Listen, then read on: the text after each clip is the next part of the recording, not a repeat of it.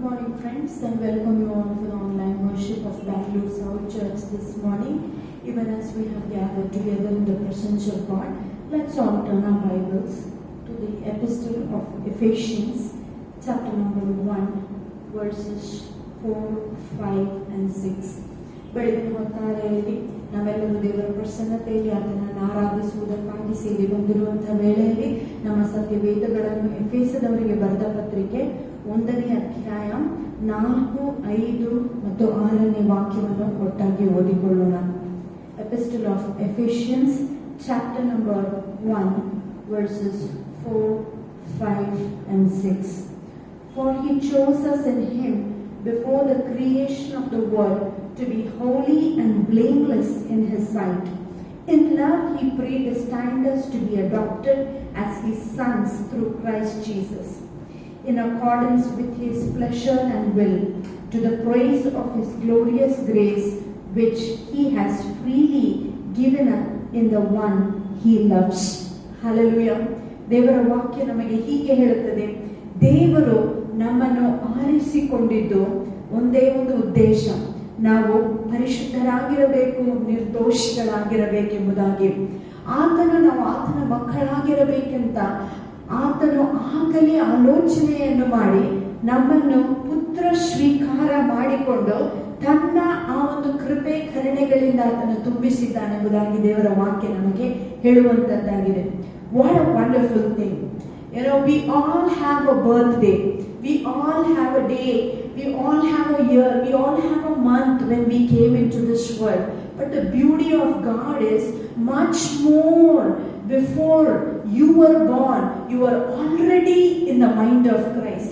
This is the good news. ನಮಗೆ ಪ್ರತಿಯೊಬ್ಬರಿಗೆ ಒಂದು ಹುಟ್ಟಿದ ದಿನ, ಹುಟ್ಟಿದ ವರ್ಷ, ಹುಟ್ಟಿದ ತಿಂಗಳಿರುತ್ತೆ. ಆದರೆ ನಾವು ಆ ದಿವಸಕ್ಕಿಂತ ಮುಂಚೆ ದೇವರ ಆಲೋಚನೆಯಲ್ಲಿ ನಾವು ಆಗಲೇ ಇದ್ದೆವು. ಆಗಲೇ ದೇವರು ನಮ್ಮ ಬಗ್ಗೆ ಆಲೋಚನೆ ಮಾಡಿ ನಮ್ಮನ್ನು, ದೇವರ ವಾಕ್ಯ ಹೇಳುತ್ತೆ, ಆತನು ಆರಿಸಿಕೊಂಡನು. ಯಾವಾಗ ಆರಿಸಿಕೊಂಡನು? ನಾವು ಹುಟ್ಟಿದ ಮೇಲೆ ಆರಿಸಿಕೊಳ್ಳಲಿಲ್ಲ, ನಾವು ಆತನನ್ನು ಆರಿಸಿಕೊಂಡ ಮೇಲೆ ಆತನು ನಮ್ಮನ್ನು ಆರಿಸಿಕೊಳ್ಳಲಿಲ್ಲ. ಆದರೆ ಲೋಕದ ಉತ್ಪತ್ತಿಯಕ್ಕಿಂತ ಮುಂಚೆ ದೇವರು ನಮ್ಮನ್ನು ಆರಿಸಿಕೊಂಡಿದ್ದಾನೆ. He chose us in him even before the creation of the world. What a wonderful truth. He never chose us after we chose him. He never chose us after we became believers in Christ. He never chose us after we walked in obedience. But the wonderful thing about our God is he chose you. He chose me even before the creation of the world. He chose you to be his son. He chose you to be his daughter. And what is the purpose of choosing? The Bible says he chose us to be holy and blameless in his sight. Hallelujah. ದೇವರು ನಮ್ಮನ್ನು ಆರಿಸಿಕೊಂಡಿದ್ದು ಒಂದೇ ಒಂದು ಕಾರಣ. ಯಾವ ಕಾರಣ? ನಾವು ನಿರ್ದೋಷಿಗಳಾಗಿರಬೇಕು, ನಾವು ಪರಿಶುದ್ಧರಾಗಿರಬೇಕೆಂಬುದಾಗಿ. ಅನೇಕ ವಾರಗಳಿಂದ ನಾವು ಯಾತ್ರಾ ಗೀತೆಗಳ ಬಗ್ಗೆ ಕಲಿತೆವು. ಈ ಲೋಕದಲ್ಲಿ ನಾವು ಒಂದು ಯಾತ್ರೆಗಾಗಿ ನಾವು ಬಂದಿರುವಂತಹ ವೇಳೆಯಲ್ಲಿ 2 ವಿಷಯಗಳನ್ನು ನಾವು ಮಾಡಬೇಕಾಗಿರುತ್ತೆ. ಈ ಯಾತ್ರೆಯಲ್ಲಿ ನಾವು ಮೊದಲನೆಯದಾಗಿ ನಿರ್ದೋಷಿಗಳಾಗಿರಬೇಕು, ಎರಡನೆಯದಾಗಿ ನಾವು ಪರಿಶುದ್ಧರಾಗಿರಬೇಕು. ಹಾಗಿರುವುದಾಗಿದ್ದರೆ ಖಂಡಿತವಾಗಿಯೂ ದೇವರು ನಮ್ಮನ್ನು ಆರಿಸಿಕೊಂಡುದಕ್ಕೆ ಆತನು ಸಂತೋಷಿಸುವಾತನಾಗಿದ್ದಾನೆ.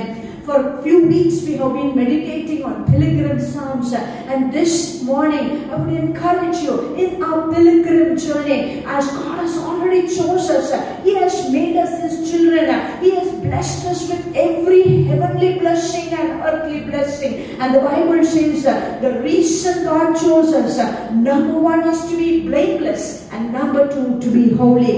In this pilgrim journey, let us ask the Lord every day of my journey, oh God, give me grace that my walk would be a blameless walk and my walk would be a holy walk. When our walk is blameless, when our walk is holy, it will certainly make the heart of our God glad, and he will say, it was good that I chose her. It was good that I chose him because he or she has walked worthy of my calling. May the Lord help each one of us in our pilgrim journey, as he has already chosen us, as He has already called us from darkness into His marvelous light, that we would conduct ourselves as children of light, walking in His marvelous light.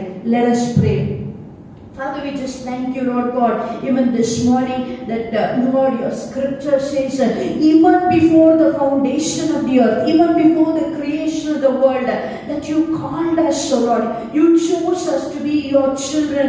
Lord, you predestined us, and the purpose is to be pure and holy. We pray this morning with all of our hearts, oh God, in this pilgrim journey, that you would enable each one of us to be blameless and to be holy every day of our life, so that, Lord, we would make your heart glad, and our life's journey would be very, very peaceful. To this very end, you help us. In Jesus' name we pray. Amen. Amen. ಬೆಳಗಿನ ಹೊತ್ತಾರೆ ಈ ಹಾಡನ್ನು ನಾವು ಹಾಡಿಕೊಳ್ಳೋಣ. For you are a chosen generation, a royal priesthood, a holy nation, a peculiar people who are called to show forth the praises of Him who has called you and me out of darkness into His marvelous light.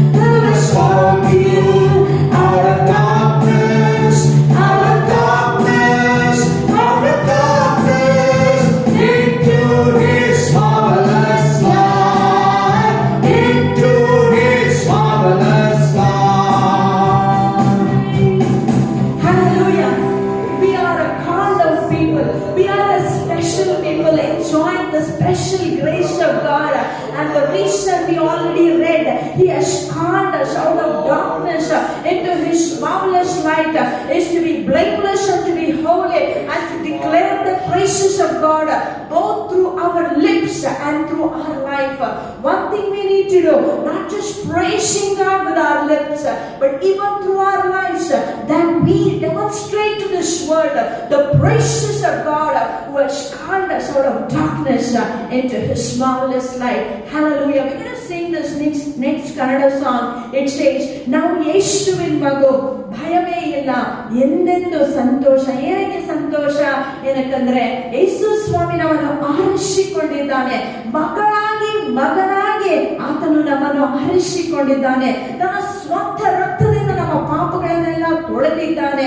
ನಮ್ಮ ಸಕಲ ವ್ಯಾಧಿಗಳಿಂದ ಆತ ನಮ್ಮನ್ನು ಗುಣಪಡಿಸಿದ್ದಾನೆ. ಎಲ್ಲಾ ಹೋರಾಟಗಳ ಮೇಲೆ ದೇವರು ನಮಗೆ ಕ್ಷಯವನ್ನು ಕೊಡುವಂತ ದೇವರಾಗಿದ್ದಾನೆ. ಇಂತಹ ದೇವರನ್ನು ನಾವು ಒಟ್ಟಾಗಿ ಸೇರಿ ಆರಾಧನೆ ಮಾಡೋಣ.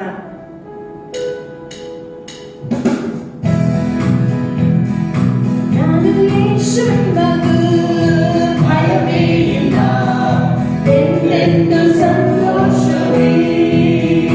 ನಾನು ಯೇಸುವಿನ ಮಗು, ಭಯವೇ ಇಲ್ಲ, ಎಂದೆಂದು ಸಂತೋಷವೇ. ಆರಿಸಿಕೊಂಡ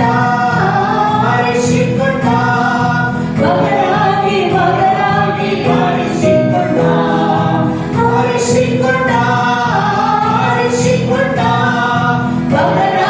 ಮಗನಾಗಿ ಆರಿಸಿಕೊಂಡ.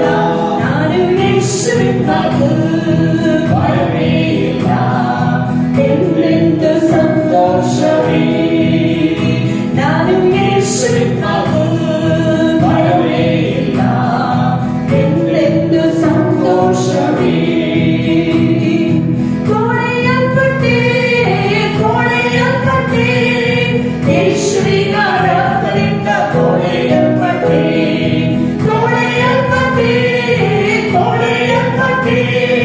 ಯೇಸುವಿನ ರಕ್ತದಿಂದ, ಕೊಳೆಯಲ್ಪಟ್ಟೆ. ನಾನು ಯೇಸುವಿನ ಮಗು, ಭಯವೇ ಇಲ್ಲ, ಎಂದೆಂದು ಸಂತೋಷವೇ.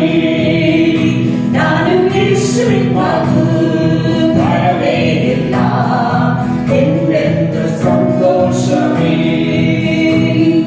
ಗುಣವಾದೆ ಯೇಸುವಿನ ಗಾಯದಿಂದ, ಗುಣವಾದೆ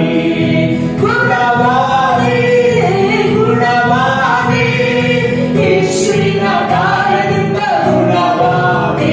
ನಾನು ಯೇಸುವಿನ ಮಗು, ಭಯವೇ ಇಲ್ಲ, ಎಂದೆಂದು ಸಂತೋಷವೇ. ನಾನು ಯೇಸುವಿನ ಮಗು, ಭಯವೇ ಇಲ್ಲ, ಎಂದೆಂದು ಸಂತೋಷವೇ.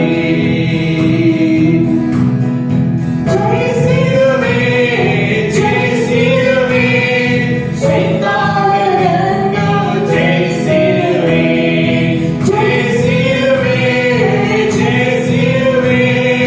ಸೈತಾನನನ್ನು, ಜಯಿಸಿರುವೆ. ನಾನು ಯೇಸುವಿನ ಮಗು, ಭಯವೇ ಇಲ್ಲ, ಎಂದೆಂದು ಸಂತೋಷವೇ. ನಾನು ಯೇಸುವಿನ ಮಗು, ಭಯವೇ ಇಲ್ಲ, ಎಂದೆಂದು ಸಂತೋಷವೇ. ತುಂಬಲ್ಪಟ್ಟೆ ಆತ್ಮನ ಬಲದಿಂದ, ತುಂಬಲ್ಪಟ್ಟೆ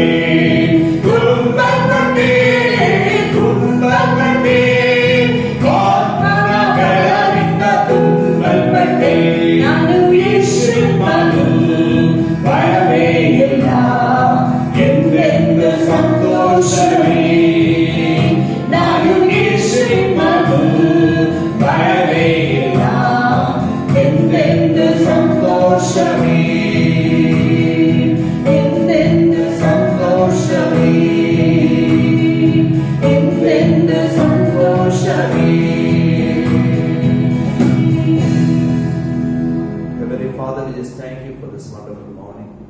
ತಂದೆಯಾದ ದೇವರೇ, ಬೆಳಗಿನ ಹೊತ್ತಾರೆಗಾಗಿ ನಿನಗೆ ಸ್ತೋತ್ರವಾಗಲಿ. Thank you, Lord, for choosing us to be your children. ನಿನ್ನ ಮಕ್ಕಳಾಗಿ ನಮ್ಮನ್ನು ಆರಿಸಿಕೊಂಡಿದ್ದಕ್ಕಾಗಿ ನನಗೆ ಸ್ತೋತ್ರವಾಗಲಿ. Help us, Lord, to cheerfully please you all the days of our life. ನಮ್ಮ ಜೀವಕಾಲವೆಲ್ಲ ನಾವು ಸಂತೋಷದಿಂದ ನಿನ್ನನ್ನು ಮೆಚ್ಚಿಸುವುದಕ್ಕಾಗಿ ನಮಗೆ ಸಹಾಯ ಮಾಡು. Bless us, Lord. ನಮ್ಮನ್ನು ಆಶೀರ್ವದಿಸು ದೇವರೇ. Jesus' precious name. ಯೇಸುವಿನ ಅಮೂಲ್ಯವಾದ ನಾಮದಲ್ಲಿ ಬೇಡಿಕೊಳ್ಳುತ್ತೇವೆ. Amen. Amen. Good morning, friends. Welcome back to Bangalore South Church. Bengaluru south ಸಭೆಗೆ ನಿಮ್ಮೆಲ್ಲರನ್ನು ಆಹ್ವಾನಿಸುತ್ತೇವೆ. We will turn our Bibles to 1 Peter chapter 1, verses 1 and 2. ಒಂದನೇ ಪೇತ್ರನ ಪತ್ರಿಕೆ 1ನೇ ಅಧ್ಯಾಯ 1 ಮತ್ತು 2ನೇ ವಾಕ್ಯವನ್ನು ನಾವು ಧ್ಯಾನ ಮಾಡೋಣ. Let's read it.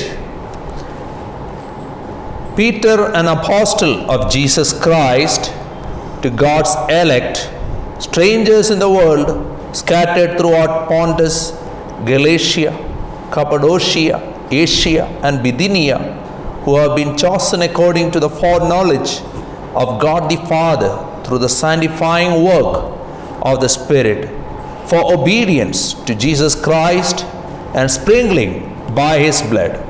Grace and peace be yours in abundance. ಯೇಸು ಕ್ರಿಸ್ತನ ಅಪೋಸ್ತಲನಾದ ಪೇತ್ರನು ಪ್ರೋಂತ, ಗಲಾತ್ಯ, ಕಪದೋಕ್ಯ, ಏಷ್ಯಾ, ಬಿಥ್ಯೂನ್ಯ ಇವುಗಳಲ್ಲೆಲ್ಲ ಚದುರಿದ ಪ್ರವಾಸಿಗಳಿಗೆ ಪವಿತ್ರಾತ್ಮನಿಂದ ಪ್ರತಿಷ್ಠಿಸಲ್ಪಟ್ಟವರಾಗಿ ವಿಧೇಯರಾಗುವುದಕ್ಕೋಸ್ಕರ ಯೇಸು ಕ್ರಿಸ್ತನ ರಕ್ತದಿಂದ ಪ್ರೋಕ್ಷಿತರಾಗುವುದಕ್ಕೂ ತಮ್ಮ ತಂದೆ ದೇವರ ಸಂಕಲ್ಪದನುಸಾರವಾಗಿ ಆಯ್ಕೆಯಾಗುವುದಕ್ಕೆ ಬರೆಯುವುದು. ನಿಮಗೆ ಕೃಪೆಯೂ ಶಾಂತಿಯೂ ಹೆಚ್ಚು ಹೆಚ್ಚಾಗಿ ದೊರೆಯಲಿ. I titled today's sermon, Strangers in the World. ಈ ಲೋಕದಲ್ಲಿ ಪ್ರವಾಸಿಗಳು ಎಂಬುದಾಗಿ ಇಂದು ನಾವು ಕೇಳುವಂತ ಸಂದೇಶ. Coming weeks we will be studying together the book of 1 Peter. ಮುಂಬರುವ ದಿನಗಳಲ್ಲಿ 1ನೇ ಪೇತ್ರನ ಪತ್ರಿಕೆಯನ್ನು ನಾವು ಒಟ್ಟಾಗಿ It's a ಕಲಿಯಲಿಕ್ಕಿದ್ದೇವೆ. beautiful book.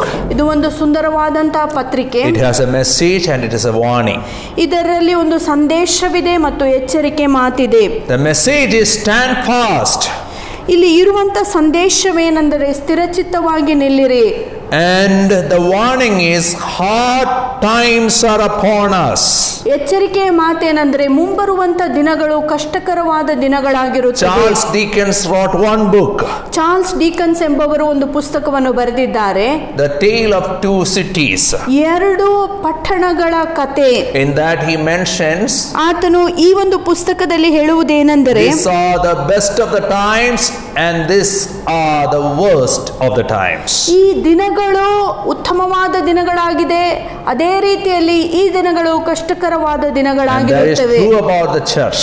ಸಭೆಯ ಕುರಿತಾಗಿಯೂ ಸಹ ಇದು ಸತ್ಯವಾದಂತ ಮಾತು. These are the best times for church, ಸಭೆಗೆ ಇದು ಉತ್ತಮವಾದ ದಿನಗಳು, and same time these are going to be worst time all over the world. ಅದೇ ಸಮಯದಲ್ಲಿ ಲೋಕಾದ್ಯಂತ ಇದು ಕಷ್ಟಕರವಾದ ದಿನಗಳು. Crime will increase, persecution will increase, poverty will increase, so many peaceless situations, but in the midst of all that we can see the amazing presence of God. ಮುಂಬರುವ ದಿನಗಳು ಕಷ್ಟಕರವಾದ ದಿನಗಳಾಗಿರುತ್ತದೆ.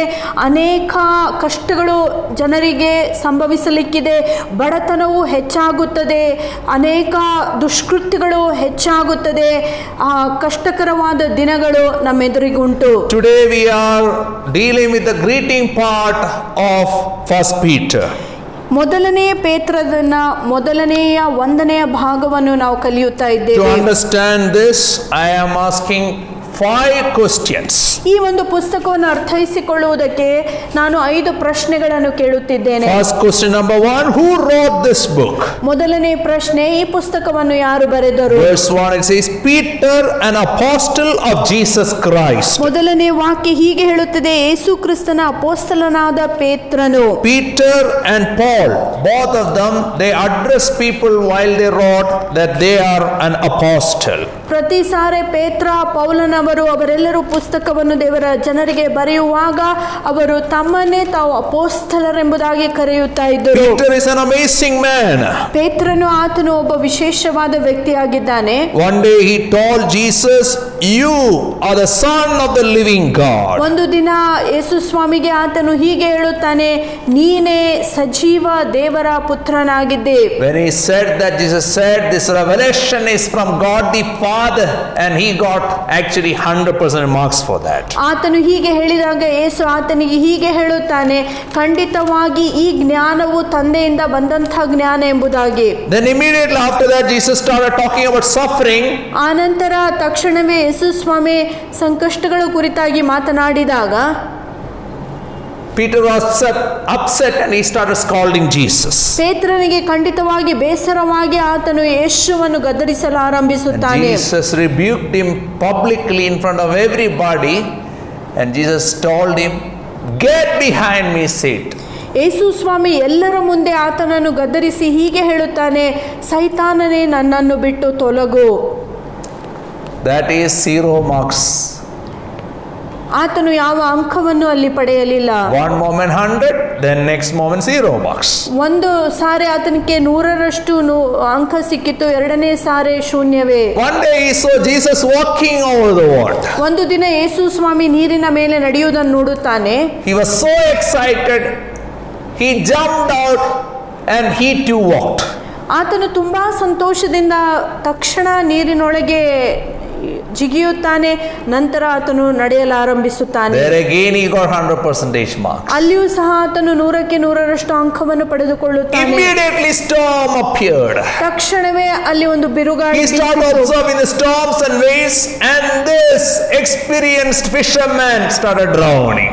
ಆತನು ಈ ಬಿರುಗಾಳಿಯನ್ನು ನೋಡಿದ ನಂತರ ಆತನಿಗೆ ಭಯ ಉಂಟಾಗಿ ಎಲ್ಲಾ ತರಬೇತಿ ಹೊಂದಿರುವಂತಹ ಈ ಬೆಸ್ತನು ಆತನು ಮುಳುಗಲು ಆರಂಭಿಸುತ್ತಾನೆ. He cried the shortest prayer, "Save me, Lord," and Jesus answered him. ಕರ್ತನೇ ನನ್ನನ್ನು ರಕ್ಷಿಸು ಎಂಬ ಸಂಕ್ಷಿಪ್ತವಾದ ಪ್ರಾರ್ಥನೆಯನ್ನು ಪ್ರಾರ್ಥಿಸಿದ ನಂತರ ಯೇಸು ಸ್ವಾಮಿ ಆತನನ್ನು ರಕ್ಷಿಸಿದನು. Again 0 marks. ಆ ನಂತರ ಮತ್ತೊಂದು ಸಾರಿ ಆತನು ಬೀಳುವಂತ ಪರಿಸ್ಥಿತಿ. He was like a reed. ಆತನು ಒಂದು ರೀಡಿನ ಹಾಗಿದ್ದನು. One wave he'll be in one side, next wave he'll be in other place. ಒಂದು ಕಡೆ ಒಂದು ಸಾರಿ ಈ ಕಡೆ ಬೀಸುವುದು, ಗಾಳಿ ಬೀಸಿದ ಕಡೆ ಆತನು ತಿರುಗುತ್ತಿದ್ದನು. When we look in Mark chapter 3, ಮಾರ್ಕನ ಸುವಾರ್ತೆ 3ನೇ ಅಧ್ಯಾಯ verse 13 onwards, we'll see how Jesus chose him. ಯೇಸು ಸ್ವಾಮಿ ಆತನನ್ನು ಹೇಗೆ ಆರಿಸಿಕೊಂಡನೆಂಬುದಾಗಿ How Jesus chose him first to be a disciple and then to be an apostle. ಮೊದಲು ಆತನ ಶಿಷ್ಯನಾಗಿರುವುದಕ್ಕಾಗಿ ಯೇಸು ಆತನನ್ನು ಆರಿಸಿಕೊಳ್ಳುತ್ತಾನೆ, ಎರಡನೆಯದಾಗಿ ಆತನ ಅಪೊಸ್ತಲನನ್ನಾಗಿ ಆತನನ್ನು ಆರಿಸಿಕೊಳ್ಳುತ್ತಾನೆ.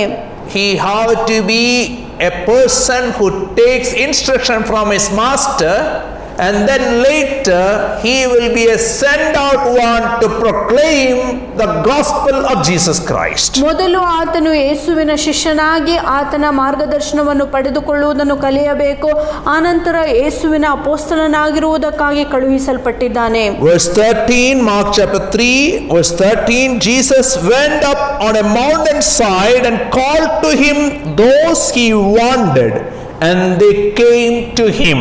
ಯೇಸು ಬೆಟ್ಟವನ್ನೇರಿ ತನಗೆ ಬೇಕಾದವರನ್ನು ಕರೆದನು, ಅವರು ಆತನ ಬಳಿಗೆ ಬಂದರು. Jesus prayed all night. ಇಡೀ ರಾತ್ರಿ ಯೇಸು ಸ್ವಾಮಿ ಪ್ರಾರ್ಥನೆ He ಮಾಡುತ್ತಾನೆ. discussed with God the Father and the Holy Spirit. ತಂದೆಯಾದ ದೇವರ ಜೊತೆಯಲ್ಲಿ ಪವಿತ್ರಾತ್ಮನ ಜೊತೆಯಲ್ಲಿ ಸಂಭಾಷಣೆಯನ್ನು ಮಾಡುತ್ತಾನೆ. And then he came down and chose 12 from the crowd. ಆ ನಂತರ ಆತನು ಬೆಟ್ಟದಿಂದ ಕೆಳಗಿಳಿದು ಬಂದ ನಂತರ ಆ ಗುಂಪಿನಿಂದ 12 ಮಂದಿ ಶಿಷ್ಯರನ್ನು ಆರಿಸಿಕೊಳ್ಳುತ್ತಾನೆ. And the people who got the choice of the Lord, they responded by following him. ಯಾರ್ಯಾರು ಯೇಸುವನ್ನು ಆರಿಸುವುದಕ್ಕಾಗಿ ಆಯ್ಕೆ ಕೊಡಲ್ಪಟ್ಟಿತೋ ಅವರು ಯೇಸುವಿನ ಕರೆಗೆ ಪ್ರತಿಕ್ರಿಯೆಯನ್ನು ತೋರಿಸುತ್ತಾರೆ. And this 12 verse 14, he appointed 12, designating them apostles or sent out ones, that they might be with him, and that he might send them out to preach and to have authority to drive out demons. 14ನೇ ವಾಕ್ಯ, ಆತನು 12 ಮಂದಿಯನ್ನು ತನ್ನ ಸಂಗಡ ಇರಲು ಮತ್ತು ಅವರನ್ನು ಸುವಾರ್ತೆ ಸಾರಲು ನೇಮಿಸಿ ಅವರಿಗೆ ಅಪೊಸ್ತಲರು ಎಂದು ಕರೆದನು, ಅವರಿಗೆ ದೆವ್ವವನ್ನು ಬಿಡಿಸುವ ಅಧಿಕಾರವನ್ನು ಕೊಟ್ಟನು. Why he chose them? ಆತನು ಅವರನ್ನು ಆರಿಸಿಕೊಂಡ ಕಾರಣವೇನು? First, they should be with him, pick up his character, his attitude. ಮೊದಲು ಅವರು ಯೇಸುವಿನ ಜೊತೆಯಲ್ಲಿ ಇದ್ದುಕೊಂಡು ಆತನ ಗುಣಾತಿಶಯಗಳನ್ನು, ಆತನ ಮನೋಭಾವನೆಯನ್ನು ಕಲಿತುಕೊಳ್ಳಬೇಕು. Secondly, they should duplicate his ministry. ಎರಡನೆಯದಾಗಿ ಯೇಸುವಿನ ಹಾಗೆ ಅವರು ಸೇವೆ ಮಾಡಬೇಕು. And that's the calling of each one of us. ಅದೇ ನಮ್ಮ ಪ್ರತಿಯೊಬ್ಬರಿಗೆ ದೇವರು ಕೊಟ್ಟಿರುವಂತ ಕರೆ ಆಗಿರುತ್ತದೆ. Character is important, ministry is important. ನಮ್ಮಲ್ಲಿ ಇರುವಂತ ಆ ಸ್ವಭಾವವು ಮುಖ್ಯವಾಗಿದೆ, ಅದೇ ರೀತಿಯಾಗಿ ಮಾಡುವಂತ ಸೇವೆಯೂ ಸಹ ಪ್ರಾಮುಖ್ಯವಾಗಿರುತ್ತದೆ. If character is not there, ministry is deceptive we can lose God's presence eternally. ಒಂದು ವೇಳೆ ನಮ್ಮಲ್ಲಿ ಒಳ್ಳೆಯ ಗುಣಮಟ್ಟ ಅಥವಾ ಸ್ವಭಾವವಿಲ್ಲದೆ ನಾವು ಸೇವೆ ಮಾಡುವುದಾಗಿದ್ದರೆ ನಮ್ಮನ್ನೇ ನಾವು ಮೋಸಪಡಿಸಿಕೊಳ್ಳುತ್ತೇವೆ. ಇದರ ನಿಮಿತ್ತವಾಗಿ ನಿತ್ಯವಾಗಿ ನಾವು ನಾಶವಾಗಿ ಹೋಗಲು ಸಾಧ್ಯ ಉಂಟು. These are the 12 he appointed Simon, to whom he gave the name Peter. ಆತನು ನೇಮಿಸಿದ 12 ಅಪೊಸ್ತಲರ ಹೆಸರುಗಳು ಇಂತಿವೆ. ಸೀಮೋನನು, ಅವನಿಗೆ ಆತನು ಪೇತ್ರ ಎಂಬ ಹೆಸರನ್ನು ಕೊಟ್ಟನು. See, Simon means like reed. ಸೀಮೋನ ಎಂಬುದಾಗಿ ಹೇಳುವಾಗ ಬೆತ್ತದ ಹಾಗೆ ಇರುವುದು. But Jesus named him rock. ಯೇಸು ಸ್ವಾಮಿ ಪೇತ್ರ ಎಂಬುದಾಗಿ ಆತನಿಗೆ ಹೆಸರನ್ನು ಕೊಡುತ್ತಾನೆ. ಪೇತ್ರ ಎಂಬುದಾಗಿ ಹೇಳುವಾಗ ಅದು ಒಂದು ಬಂಡೆ. He is to wave between opinions always. ಸೀಮೋನನು ಯಾವಾಗಲೂ ಎರಡು ಮನಸ್ಸುಳ್ಳವನಾಗಿ ಒಂದು ಕಡೆಯಿಂದ ಇನ್ನೊಂದು ಕಡೆಗೆ ಗಾಳಿ ಬೀಸಿದಂತೆ ಅಳ್ಳಾಡುತ್ತಿದ್ದನು. He said, I will do anything for the Lord. ಆತನು ಹೀಗೆ ಹೇಳುತ್ತಾನೆ, ದೇವರಿಗೋಸ್ಕರ ನಾನು ಏನನ್ನಾದ್ರೂ ಮಾಡುವುದು. I am willing to give my life to the Lord. ನನ್ನ ಜೀವವನ್ನೇ ದೇವರಿಗೆ ಒಪ್ಪಿಸಿಕೊಡುವುದಕ್ಕೆ ಶಕ್ತನು. When pressure came, he fizzled out.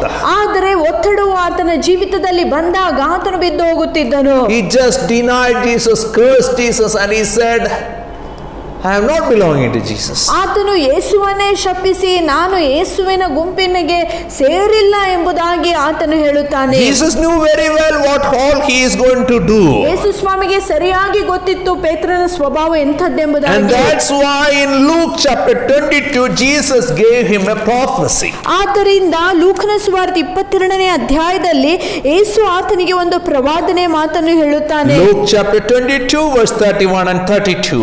ಲೂಕನ ಸುವಾರ್ತೆ 22ನೇ ಅಧ್ಯಾಯ 32-33ನೇ ವಾಕ್ಯ. Simon, Simon, Satan asked to sift you as wheat, but I have prayed for you, Simon, that your faith may not fail, and when you are turned back, strengthen your brothers.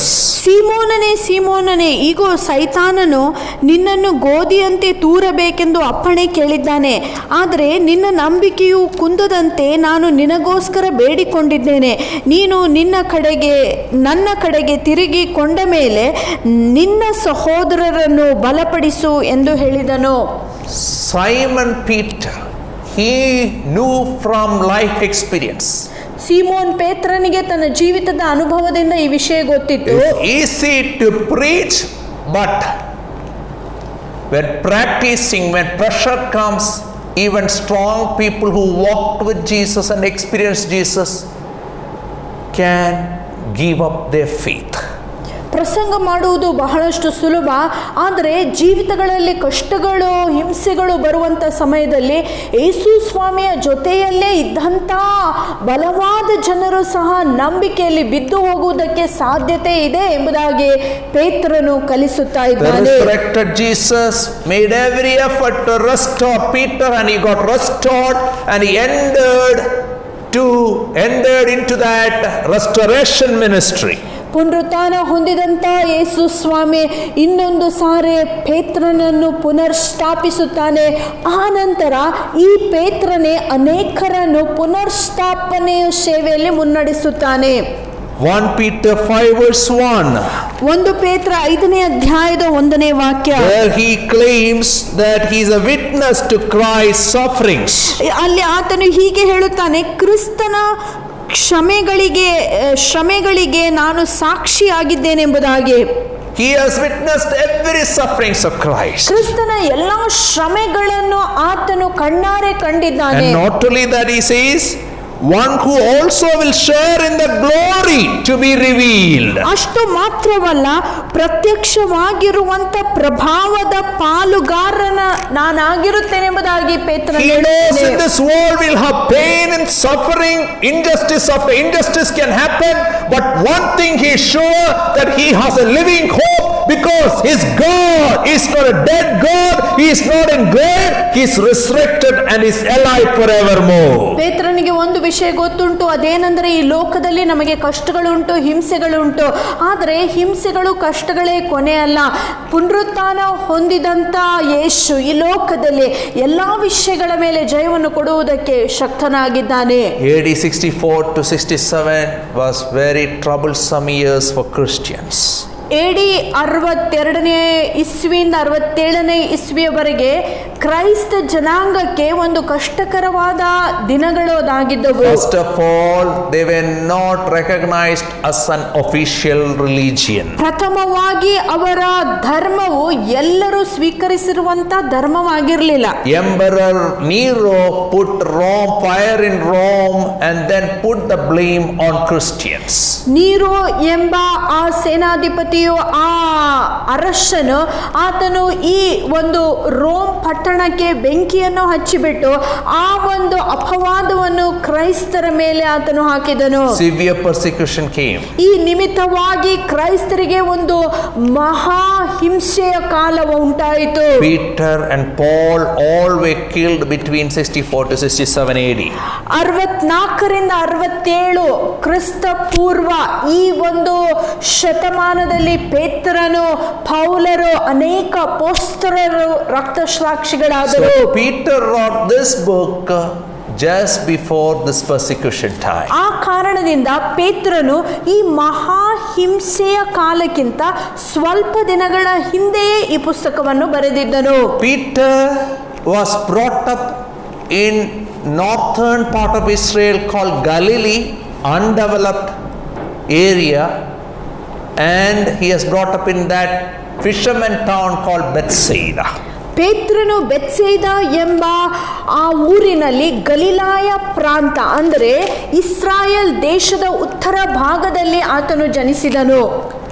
He is not very good in writing all this. ಆತನು ಈ ಎಲ್ಲಾ ವಿಷಯಗಳನ್ನು ಬರೆಯುವಂತಹ ಆ ಕೌಶಲ್ಯವನ್ನು ಪಡೆದುಕೊಂಡಿರಲಿಲ್ಲ. But he took the help of some others. ಆದರೆ ಬೇರೆಯವರ ಸಹಾಯವನ್ನು ಬರೆಯುವುದಕ್ಕಾಗಿ ಆತನು 1 ತೆಗೆದುಕೊಳ್ಳುತ್ತಾನೆ. Peter chapter 5 verse 12. 1 ಪೇತ್ರ 5ನೇ ಅಧ್ಯಾಯದ 12ನೇ He ವಾಕ್ಯ. says, with the help of Silas, whom I regard as a faithful brother, I have written to you briefly.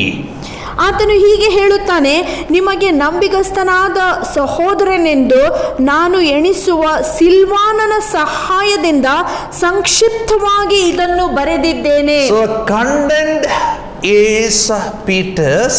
ನಾವು ನೋಡುತ್ತೇವೆ ಈ ಎಲ್ಲ ಆಲೋಚನೆಗಳು ಪೇತ್ರನ ಆಲೋಚನೆಗಳಾಗಿರುತ್ತವೆ. And Silas put it so beautifully. ಸಿಲ್ವಾನನು ಈ ಎಲ್ಲ ಆಲೋಚನೆಗಳನ್ನು ಸುಂದರವಾಗಿ ಬರೆಯುತ್ತಾನೆ. Question number 2, to whom it was written? ಎರಡನೇ ಪ್ರಶ್ನೆ, ಈ ಪುಸ್ತಕವು ಯಾರಿಗೆ ಬರೆಯಲ್ಪಟ್ಟಿತು? To God's elect, strangers in the world scattered throughout Pontus, Galatia, Cappadocia, Asia and Bithynia. ಪಂತ, ಗಲಾತ್ಯ, ಕಪದೋಕ್ಯ, ಏಷ್ಯಾ, ಬಿತೂನ್ಯ ಇವುಗಳಲ್ಲೆಲ್ಲ ಚದುರಿರುವ ಪ್ರವಾಸಿಗಳಿಗೆ ಇದು ಬರೆಯಲ್ಪಟ್ಟಿತ್ತು. These places all are in the modern day Turkey. ಈ ದಿನದ ಟರ್ಕಿ ಎಂಬ ಈ ದೇಶದಲ್ಲಿ ಈ ಎಲ್ಲ ಊರುಗಳು ಇಂದು ಸಹ ಉಂಟು. If you follow the sea routes, you will be crossing one by one all this. ನೀವು ಸಮುದ್ರ ಮಾರ್ಗದ ಆ ದಾರಿಯನ್ನು ಹಿಡಿದುಕೊಂಡು ಹೋಗುವುದಾಗಿದ್ದರೆ ಈ ಎಲ್ಲಾ ಪಟ್ಟಣಗಳನ್ನು ನೀವು ಭೇಟಿಯಾಗಬಹುದು. I told you persecution came. ನಾನು ಆಗಲೇ ನಿಮಗೆ ಹೇಳಿದ್ದೇನೆ, ಮಹಾ ಹಿಂಸೆಯ ಕಾಲ. And all the people were scattered. ಜನರು ಎಲ್ಲಾ ಕಡೆಯಲ್ಲಿ ಚದುರಿಸಲ್ಪಟ್ಟಿದ್ದರು. Acts chapter 1 verse 8. ಅಪೊಸ್ತಲ ಕೃತ್ಯ 1ನೇ ಅಧ್ಯಾಯ 8ನೇ ವಾಕ್ಯ. Dr. Luke writes one thing. Doctor luke ಆತನು ಹೀಗೆ ಬರೆಯುತ್ತಾನೆ, When the Holy Spirit comes upon you, you will be my witnesses in Jerusalem, Judea, Samaria and to the ends of the earth. ಆದರೆ ಪವಿತ್ರಾತ್ಮನು ನಿಮ್ಮ ಮೇಲೆ ಬಂದಾಗ ನೀವು ಶಕ್ತಿಯನ್ನು ಪಡೆಯುವಿರಿ. ಆಗ ನೀವು ಯೆರೂಸಲೇಮಿನಲ್ಲಿಯೂ ಯೂದಾಯ ಮತ್ತು ಸಮಾರ್ಯದ ಎಲ್ಲಾ ಕಡೆಯಲ್ಲಿಯೂ ಹಾಗೂ ಭೂಮಿಯ ಕೊನೆಯ ಮೇರೆಗೂ ನೀವು ನನಗೆ ಸಾಕ್ಷಿಗಳಾಗಿರುವಿರಿ. Experience the presence of God, experiencing the fresh, transformed believers, enjoying the fellowship. It's all amazing. ನಾವು ನಾವು ನೋಡುತ್ತೇವೆ, ವಿಶ್ವಾಸಿಗಳಾಗಿರುವುದು, ದೇವಜನರ ಅನ್ಯೋನ್ಯತೆಯನ್ನು ಆನಂದಿಸುವುದು, ಮಾನಸಾಂತರ ಹೊಂದುವುದು, ಜೀವಿತವನ್ನು ಆನಂದಿಸುವುದು, ಇದೆಲ್ಲ ಒಂದು ಸುಖಕರವಾದಂತ ಅನುಭವ. We have a commission from our master to have missions, to prepare people for our master. ಆದರೆ ದೇವರು ನಮಗೆ ಒಂದು ಕೆಲಸವನ್ನು ಕೊಟ್ಟಿದ್ದಾನೆ, ನೇಮಿಸಿದ್ದಾನೆ. ಅದೇನೆಂದರೆ ಆತನು ನಮಗೆ ಕೊಟ್ಟಿರುವಂತಹ ಜನರನ್ನು ಆತನ ಬರೋಣಕ್ಕಾಗಿ ನಾವು ಸಿದ್ಧ ಮಾಡಬೇಕು. People became too comfortable. ಜನರು ಬಹಳಷ್ಟು ಸುಖವನ್ನು ಅನುಭವಿಸಲು They missed ಆರಂಭಿಸಿದರು. their purpose. ಅವರು ದೇವರು ಕೊಟ್ಟಿರುವಂತಹ ಉದ್ದೇಶವನ್ನು So Holy ತಪ್ಪಿಸಿಕೊಂಡರು. Spirit allowed great persecution to scatter the people who know the Lord. ಆದ್ದರಿಂದ ಪವಿತ್ರಾತ್ಮನಾದ ದೇವರು ಮಹಾಹಿಂಸೆಯನ್ನು ಕಳಿಸಿ ದೇವರ ಜನರನ್ನು ಎಲ್ಲಾ ಕಡೆಯಲ್ಲಿ ಆತನು ಚದುರಿಸಿದನು. Acts chapter 8 verse 1, on that day great persecution broke out against the church at Jerusalem, and all except the apostles were scattered throughout Judea and Samaria. ಆ ದಿನವೇ ಯೆರೂಸಲೇಮಿನ ಸಭೆಯ ವಿರುದ್ಧವಾಗಿ ಮಹಾಹಿಂಸೆ ಪ್ರಾರಂಭವಾಯಿತು. ಅಪೊಸ್ತಲರನ್ನು ಬಿಟ್ಟು ಉಳಿದವರೆಲ್ಲರೂ ಯೂದಾಯ ಮತ್ತು ಸಮಾರ್ಯ ಪ್ರಾಂತಗಳಿಗೆ ಚದುರಿ ಹೋದರು. And Christians were scattered everywhere. ಎಲ್ಲಾ ಕಡೆಯಲ್ಲಿ ಕ್ರೈಸ್ತರು ಚದುರಿಸಲ್ಪಟ್ಟರು. And these scattered Christians, who are they? ಈ ಚದುರಿ ಹೋದಂತಹ ಕ್ರೈಸ್ತರು ಯಾರಾಗಿದ್ದರು? When we turn chapter 2 of Acts, ಅಪೊಸ್ತಲರ ಕೃತ್ಯ 2ನೇ ಅಧ್ಯಾಯವನ್ನು ನಾವು verses ಓದುವುದಾಗಿದ್ದರೆ 9 to 11, if you read, 9ನೇ ವಾಕ್ಯದಿಂದ 11ನೇ ವಾಕ್ಯದವರೆಗೆ ನಾವು you will see ಓದುವುದಾಗಿದ್ದರೆ all these places there, Cappadocia, Pontus, and all these places there. ನಾವು ಆಗಲೇ ಓದಿರುವಂತ ಎಲ್ಲಾ ಪ್ರಾಂತ್ಯಗಳು ಅಲ್ಲಿ ಬರೆಯಲ್ಪಟ್ಟಿವೆ. Some of these people who is part of God's church are from Jewish people who heard Peter's first sermon.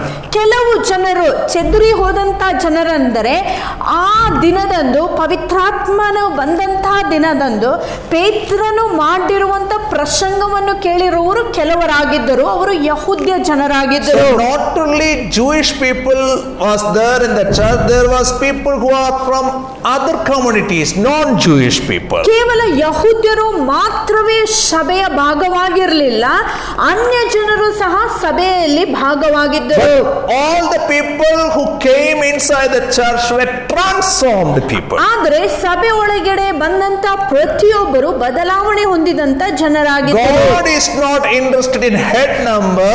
Pastors are interested in head number, but God is interested in transformed people.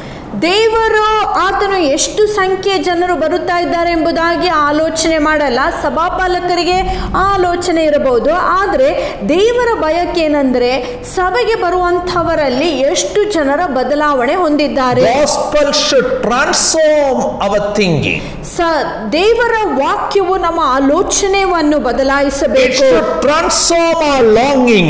ನಮ್ಮ ಬಯಕೆಗಳನ್ನು It ಬದಲಾಯಿಸಬೇಕು. should transform our lifestyle. ನಮ್ಮ ಜೀವಿತದ ಶೈಲಿಯನ್ನೇ ಅದು From ಬದಲಾಯಿಸಬೇಕು. self-indulgence, we have to come to self-denial to live a holy life, a life that is pleasing to our Lord and Savior Jesus Christ. ನಮ್ಮ ಸ್ವ ಇಚ್ಛೆಗಳಲ್ಲಿ ನಾವು ಮುಂದುವರೆಯದೆ ಯೇಸುವನ್ನು ಮೆಚ್ಚಿಸುವುದಕ್ಕಾಗಿ ನಾವು ನಮ್ಮನ್ನೇ ತ್ಯಜಿಸಿ ಶಿಲುಬೆಯನ್ನು ಹೊತ್ತುಕೊಂಡು ಆತನನ್ನು ಹಿಂಬಾಲಿಸಬೇಕು. Let me highlight few things to you.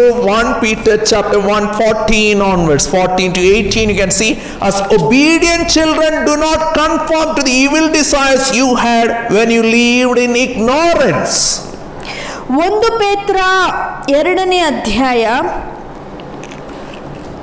1ನೇ ಅಧ್ಯಾಯ 14ನೇ ವಚನ. 1ನೇ ಅಧ್ಯಾಯ 14ನೇ ವಾಕ್ಯ, ನೀವು ಮುಂಚೆ ಅಜ್ಞಾನಿಗಳಾಗಿದ್ದಾಗ ನಿಮಗಿದ್ದ ದುರಾಶೆಗಳನ್ನು ಅನುಸರಿಸಿ ನಡೆಯದಂತೆ ಇನ್ನು ನಡೆಯುವವರಾಗದೆ. Earlier you were living in ignorance. ನೀವು ಮುಂಚೆ ಅಜ್ಞಾನದಲ್ಲಿ ಜೀವಿಸುತ್ತಾ ಇದ್ದೀರಿ. Verse 15, the God who called you is holy, so you be holy. ನಿಮ್ಮನ್ನು ಕರೆದಾತನು ಪರಿಶುದ್ಧನಾಗಿರುವ ಪ್ರಕಾರವೇ ನೀವು ವಿಧೇಯರಾದ ಮಕ್ಕಳ ತಕ್ಕಂತೆ ನಿಮ್ಮ ಎಲ್ಲಾ ನಡವಳಿಕೆಯಲ್ಲಿ ಪರಿಶುದ್ಧರಾಗಿರ್ರಿ. Leave verse 17. 17ನೇ We ವಾಕ್ಯ. realize as strangers here in reverent fear because we have a God who judges each man's work impartially. ಪ್ರತಿಯೊಬ್ಬನ ಕೆಲಸವನ್ನು ನೋಡಿ ಪಕ್ಷಪಾತವಿಲ್ಲದೆ ತೀರ್ಪು ಮಾಡುವನನ್ನು ನೀವು ತಂದೆ ಎಂದು ಬೇಡಿಕೊಳ್ಳುವರಾಗಿದ್ದು ನಿಮ್ಮ ಪ್ರವಾಸ ಕಾಲವನ್ನು ಭಯಭಕ್ತಿಯಿಂದ ಕಳೆಯಿರಿ. Verse 18. 18ನೇ ವಾಕ್ಯ. You were redeemed from the empty way of life handed down you from your forefathers by the precious blood of Jesus Christ. ನಿಮ್ಮ ತಂದೆಗಳಿಂದ ಕಲಿತುಕೊಂಡ ಸಂಪ್ರದಾಯ ವ್ಯರ್ಥ ನಡವಳಿಕೆಯಿಂದ ನಿಮಗೆ ಬಿಡುಗಡೆಯಾದದ್ದು ನಶಿಸಿ ಹೋಗುವ ಬೆಳ್ಳಿ ಬಂಗಾರದಿಂದಲ್ಲ. Your life should be transformed. ನಿಮ್ಮ ಜೀವಿತವು ಬದಲಾವಣೆ You ಹೊಂದಬೇಕು. were living in ignorance. ನೀವು ಅಜ್ಞಾನದಲ್ಲಿ You ಬದುಕುತ್ತಿದ್ದೀರಿ. were following without thinking all the vain traditions handed over from your forefathers. ನೀವು ಆಲೋಚನೆ ಮಾಡದೆ ನಿಮ್ಮ ಪಿತೃಗಳು ಕಲಿಸಿಕೊಟ್ಟಂತ ಎಲ್ಲಾ ಸಂಪ್ರದಾಯಗಳಲ್ಲಿ ನೀವು You ಮುಂದುವರಿಯುತ್ತಿದ್ದೀರಿ. had all the rituals, never had the fear of God. Your life is not transformed. ನಿಮ್ಮಲ್ಲಿ ಅನೇಕ ಪದ್ಧತಿಗಳಿದ್ದವು, ಸಂಪ್ರದಾಯಗಳಿದ್ದವು, ಆದರೂ ಸಹ ನಿಮ್ಮ ಜೀವಿತವು ಬದಲಾವಣೆ But ಹೊಂದಲಿಲ್ಲ. now you're transformed. ಆದ್ರೆ ಈಗ ನೀವು ಬದಲಾವಣೆ ಹೊಂದಿದ ನಂತರ 1 Peter chapter 2, 10 to 12. ಮೊದಲನೇ ಪೇತ್ರ 2ನೇ ಅಧ್ಯಾಯ 10ನೇ ವಾಕ್ಯದಿಂದ 12ನೇ Once you were ವಾಕ್ಯ. not a people, but now you are a people of God. Once you are not received mercy, but now you are received mercy. ಮೊದಲು ನೀವು ಪ್ರಜೆಗಳಾಗಿರಲಿಲ್ಲ, ಈಗ ದೇವರ ಪ್ರಜೆಗಳಾಗಿದ್ದೀರಿ. ಮೊದಲು ಕರುಣೆಯನ್ನು ಹೊಂದಲಿಲ್ಲ, ಈಗ ಕರುಣೆಯನ್ನು Verse 11. Dear ಹೊಂದಿದ್ದೀರಿ. friends, I urge you, as aliens and strangers in the world, to abstain from sinful desires which war against your soul. ಪ್ರಿಯರೇ, ಈ ಲೋಕದಲ್ಲಿ ಪರದೇಶಸ್ಥರು ಪ್ರವಾಸಿಗಳು ಆಗಿರುವ ನೀವು ನಿಮ್ಮ ಆತ್ಮಕ್ಕೆ ವಿರೋಧವಾಗಿ ಯುದ್ಧ ಮಾಡುವ ಶಾರೀರಿಕ ದುರಾಶೆಗಳಿಗೆ ದೂರವಾಗಿರಬೇಕೆಂದು ನಾನು ನಿಮ್ಮನ್ನು ಬೇಡಿಕೊಳ್ಳುತ್ತೇನೆ. Lead such good lives among the pagans, that though they accuse you of doing wrong, they may see your good deeds and glorify God on the day He visits us. ನಿಮ್ಮ ನಡವಳಿಕೆಯು ಅನ್ಯ ಜನರ ಮಧ್ಯದಲ್ಲಿ ಯೋಗ್ಯವಾಗಿರಲಿ. ಆಗ ಅವರು ಯಾವ ವಿಷಯದಲ್ಲಿಯೂ ನಿಮ್ಮನ್ನು ಕೆಟ್ಟವರೆಂದು ನಿಂದಿಸುತ್ತಾರೋ ಆ ನಿಮ್ಮ ವಿಷಯದಲ್ಲಿಯೇ ನಿಮ್ಮ ಸತ್ಕ್ರಿಯೆಗಳನ್ನು ಕಣ್ಣಾರೆ ಕಂಡು ದೇವರು ನಮ್ಮನ್ನು ದರ್ಶಿಸುವ ದಿನದಲ್ಲಿ ಅವರು ಆತನನ್ನು ಕೊಂಡಾಡುವರು. Earlier, you were non-Jewish people, pagans, and you shared a common life with your community. But now, just because you accepted Christ, your life is transformed. You are not joining with them in their parties, in their lifestyle. ಮುಂಚೆ ನೀವು ಅಜ್ಞಾನದಲ್ಲಿ ಇರುವಂತ ಸಮಯದಲ್ಲಿ ನೀವು ಲೋಕದವರ ಹಾಗೆ ಅವರ ನಡವಳಿಕೆಯನ್ನು ಅನುಸರಿಸುತ್ತಾ ಬದುಕುತ್ತಿದ್ದೀರಿ. ಆದರೆ ಈಗ ಕ್ರಿಸ್ತನನ್ನು ಸ್ವೀಕರಿಸಿದ ನಂತರ, ನಿಮ್ಮ ಜೀವಿತವು ಬದಲಾದ ನಂತರ ಲೋಕದ ನಡವಳಿಕೆಯನ್ನು ನೀವು ಇನ್ನು ಮುಂದೆ ಅನುಸರಿಸಬಾರದು. So you became an outsider in your community. ನಿಮ್ಮ ಸ್ವಂತ ಸಮುದಾಯದಲ್ಲಿ ನೀವು ಹೊರಗಿನ ಜನರಾಗುತ್ತೀರಿ. Community is not able to understand what Holy Spirit has done in your life. ಪರಿಶುದ್ಧಾತ್ಮನು ನಿಮ್ಮ ಜೀವಿತದಲ್ಲಿ ಮಾಡಿರುವಂತ ವಿಷಯವನ್ನು ಸಮುದಾಯವು ಅರ್ಥೈಸಿಕೊಳ್ಳುತ್ತಿಲ್ಲ. What they are not able to understand, they are opposing. ಅವರಿಗೆ ಯಾವ ವಿಷಯವೂ ಅರ್ಥವಾಗುತ್ತಿಲ್ಲವೋ ಅದೇ ವಿಷಯವನ್ನು ಅವರು ಎದುರಿಸುತ್ತಿದ್ದಾರೆ. Because you are not joining with them in earlier lifestyle, you have become a threat to them, you have become an enemy, so they are attacking you now. ಅವರ ಜೊತೆಯಲ್ಲಿ ನೀವು ಮುಂಚೆ ನಡವಳಿಕೆ ಮಾಡುವ ಹಾಗೆ ಇಂದು ನಡೆದುಕೊಳ್ಳುತ್ತಾ ಇಲ್ಲ ಎಂಬ ಒಂದೇ ಕಾರಣದಿಂದ ಲೋಕವು ನಿಮ್ಮನ್ನು ವಿರೋಧಿಸುತ್ತದೆ. Chapter 4, 1 Peter chapter 4 verses 3 and 4. 1 ಪೇತ್ರ 4ನೇ ಅಧ್ಯಾಯ 3-4ನೇ ವಾಕ್ಯ. For you spent enough time in the past doing what pagans choose to do, living in debauchery, lust, drunkenness, orgies, carousing, and detestable idolatry. 3ನೇ ವಾಕ್ಯ. ಬಂಡತನ, ದುರಾಶೆಗಳು, ಕುಡಿಕತನ, ದುಂದು ಔತಣಗಳು, ಅಸಹ್ಯವಾದ ವಿಗ್ರಹಾರಾಧನೆಗಳು ಇವುಗಳನ್ನು ನಡೆಸುವ ಮಾಡುವುದರಲ್ಲಿಯೂ ಅನ್ಯ ಜನರಿಗೆ ಇಷ್ಟವಾದದ್ದನ್ನು ಮಾಡುವುದರಲ್ಲಿಯೂ ನಮ್ಮ ಜೀವಿತದಲ್ಲಿ ಕಳೆದು ಹೋದ ಕಾಲವೇ ಸಾಕು. Earlier you never had conscience. ಮುಂಚೆ ನಿಮಗೆ ಮನಸಾಕ್ಷಿ ಇರಲಿಲ್ಲ. You will be in the drinking parties. ನೀವು ಕುಡಿಕತನದಲ್ಲಿ You will be ಮಥರಾಗುತ್ತಿದ್ದೀರಿ. in all crap watching. ನೀವು ತಪ್ಪಾದ ವಿಷಯಗಳನ್ನು You will ವೀಕ್ಷಿಸುತ್ತಿದ್ದೀರಿ. be into cheating. ಮೋಸ ಜೀವಿತದಲ್ಲಿ ಮುಂದುವರಿಯುತ್ತೀರಿ. You were going with the crowd. ನೀವು ಈ ಲೋಕದ ನಡವಳಿಕೆಯಲ್ಲಿ ಮುಂದುವರಿಯುತ್ತಿದ್ದೀರಿ. Verse 4. 4ನೇ They ವಾಕ್ಯ. think it strange that you do not plunge with them into the same flood of dissipation, and they heap abuse on you. 4ನೇ ವಾಕ್ಯ.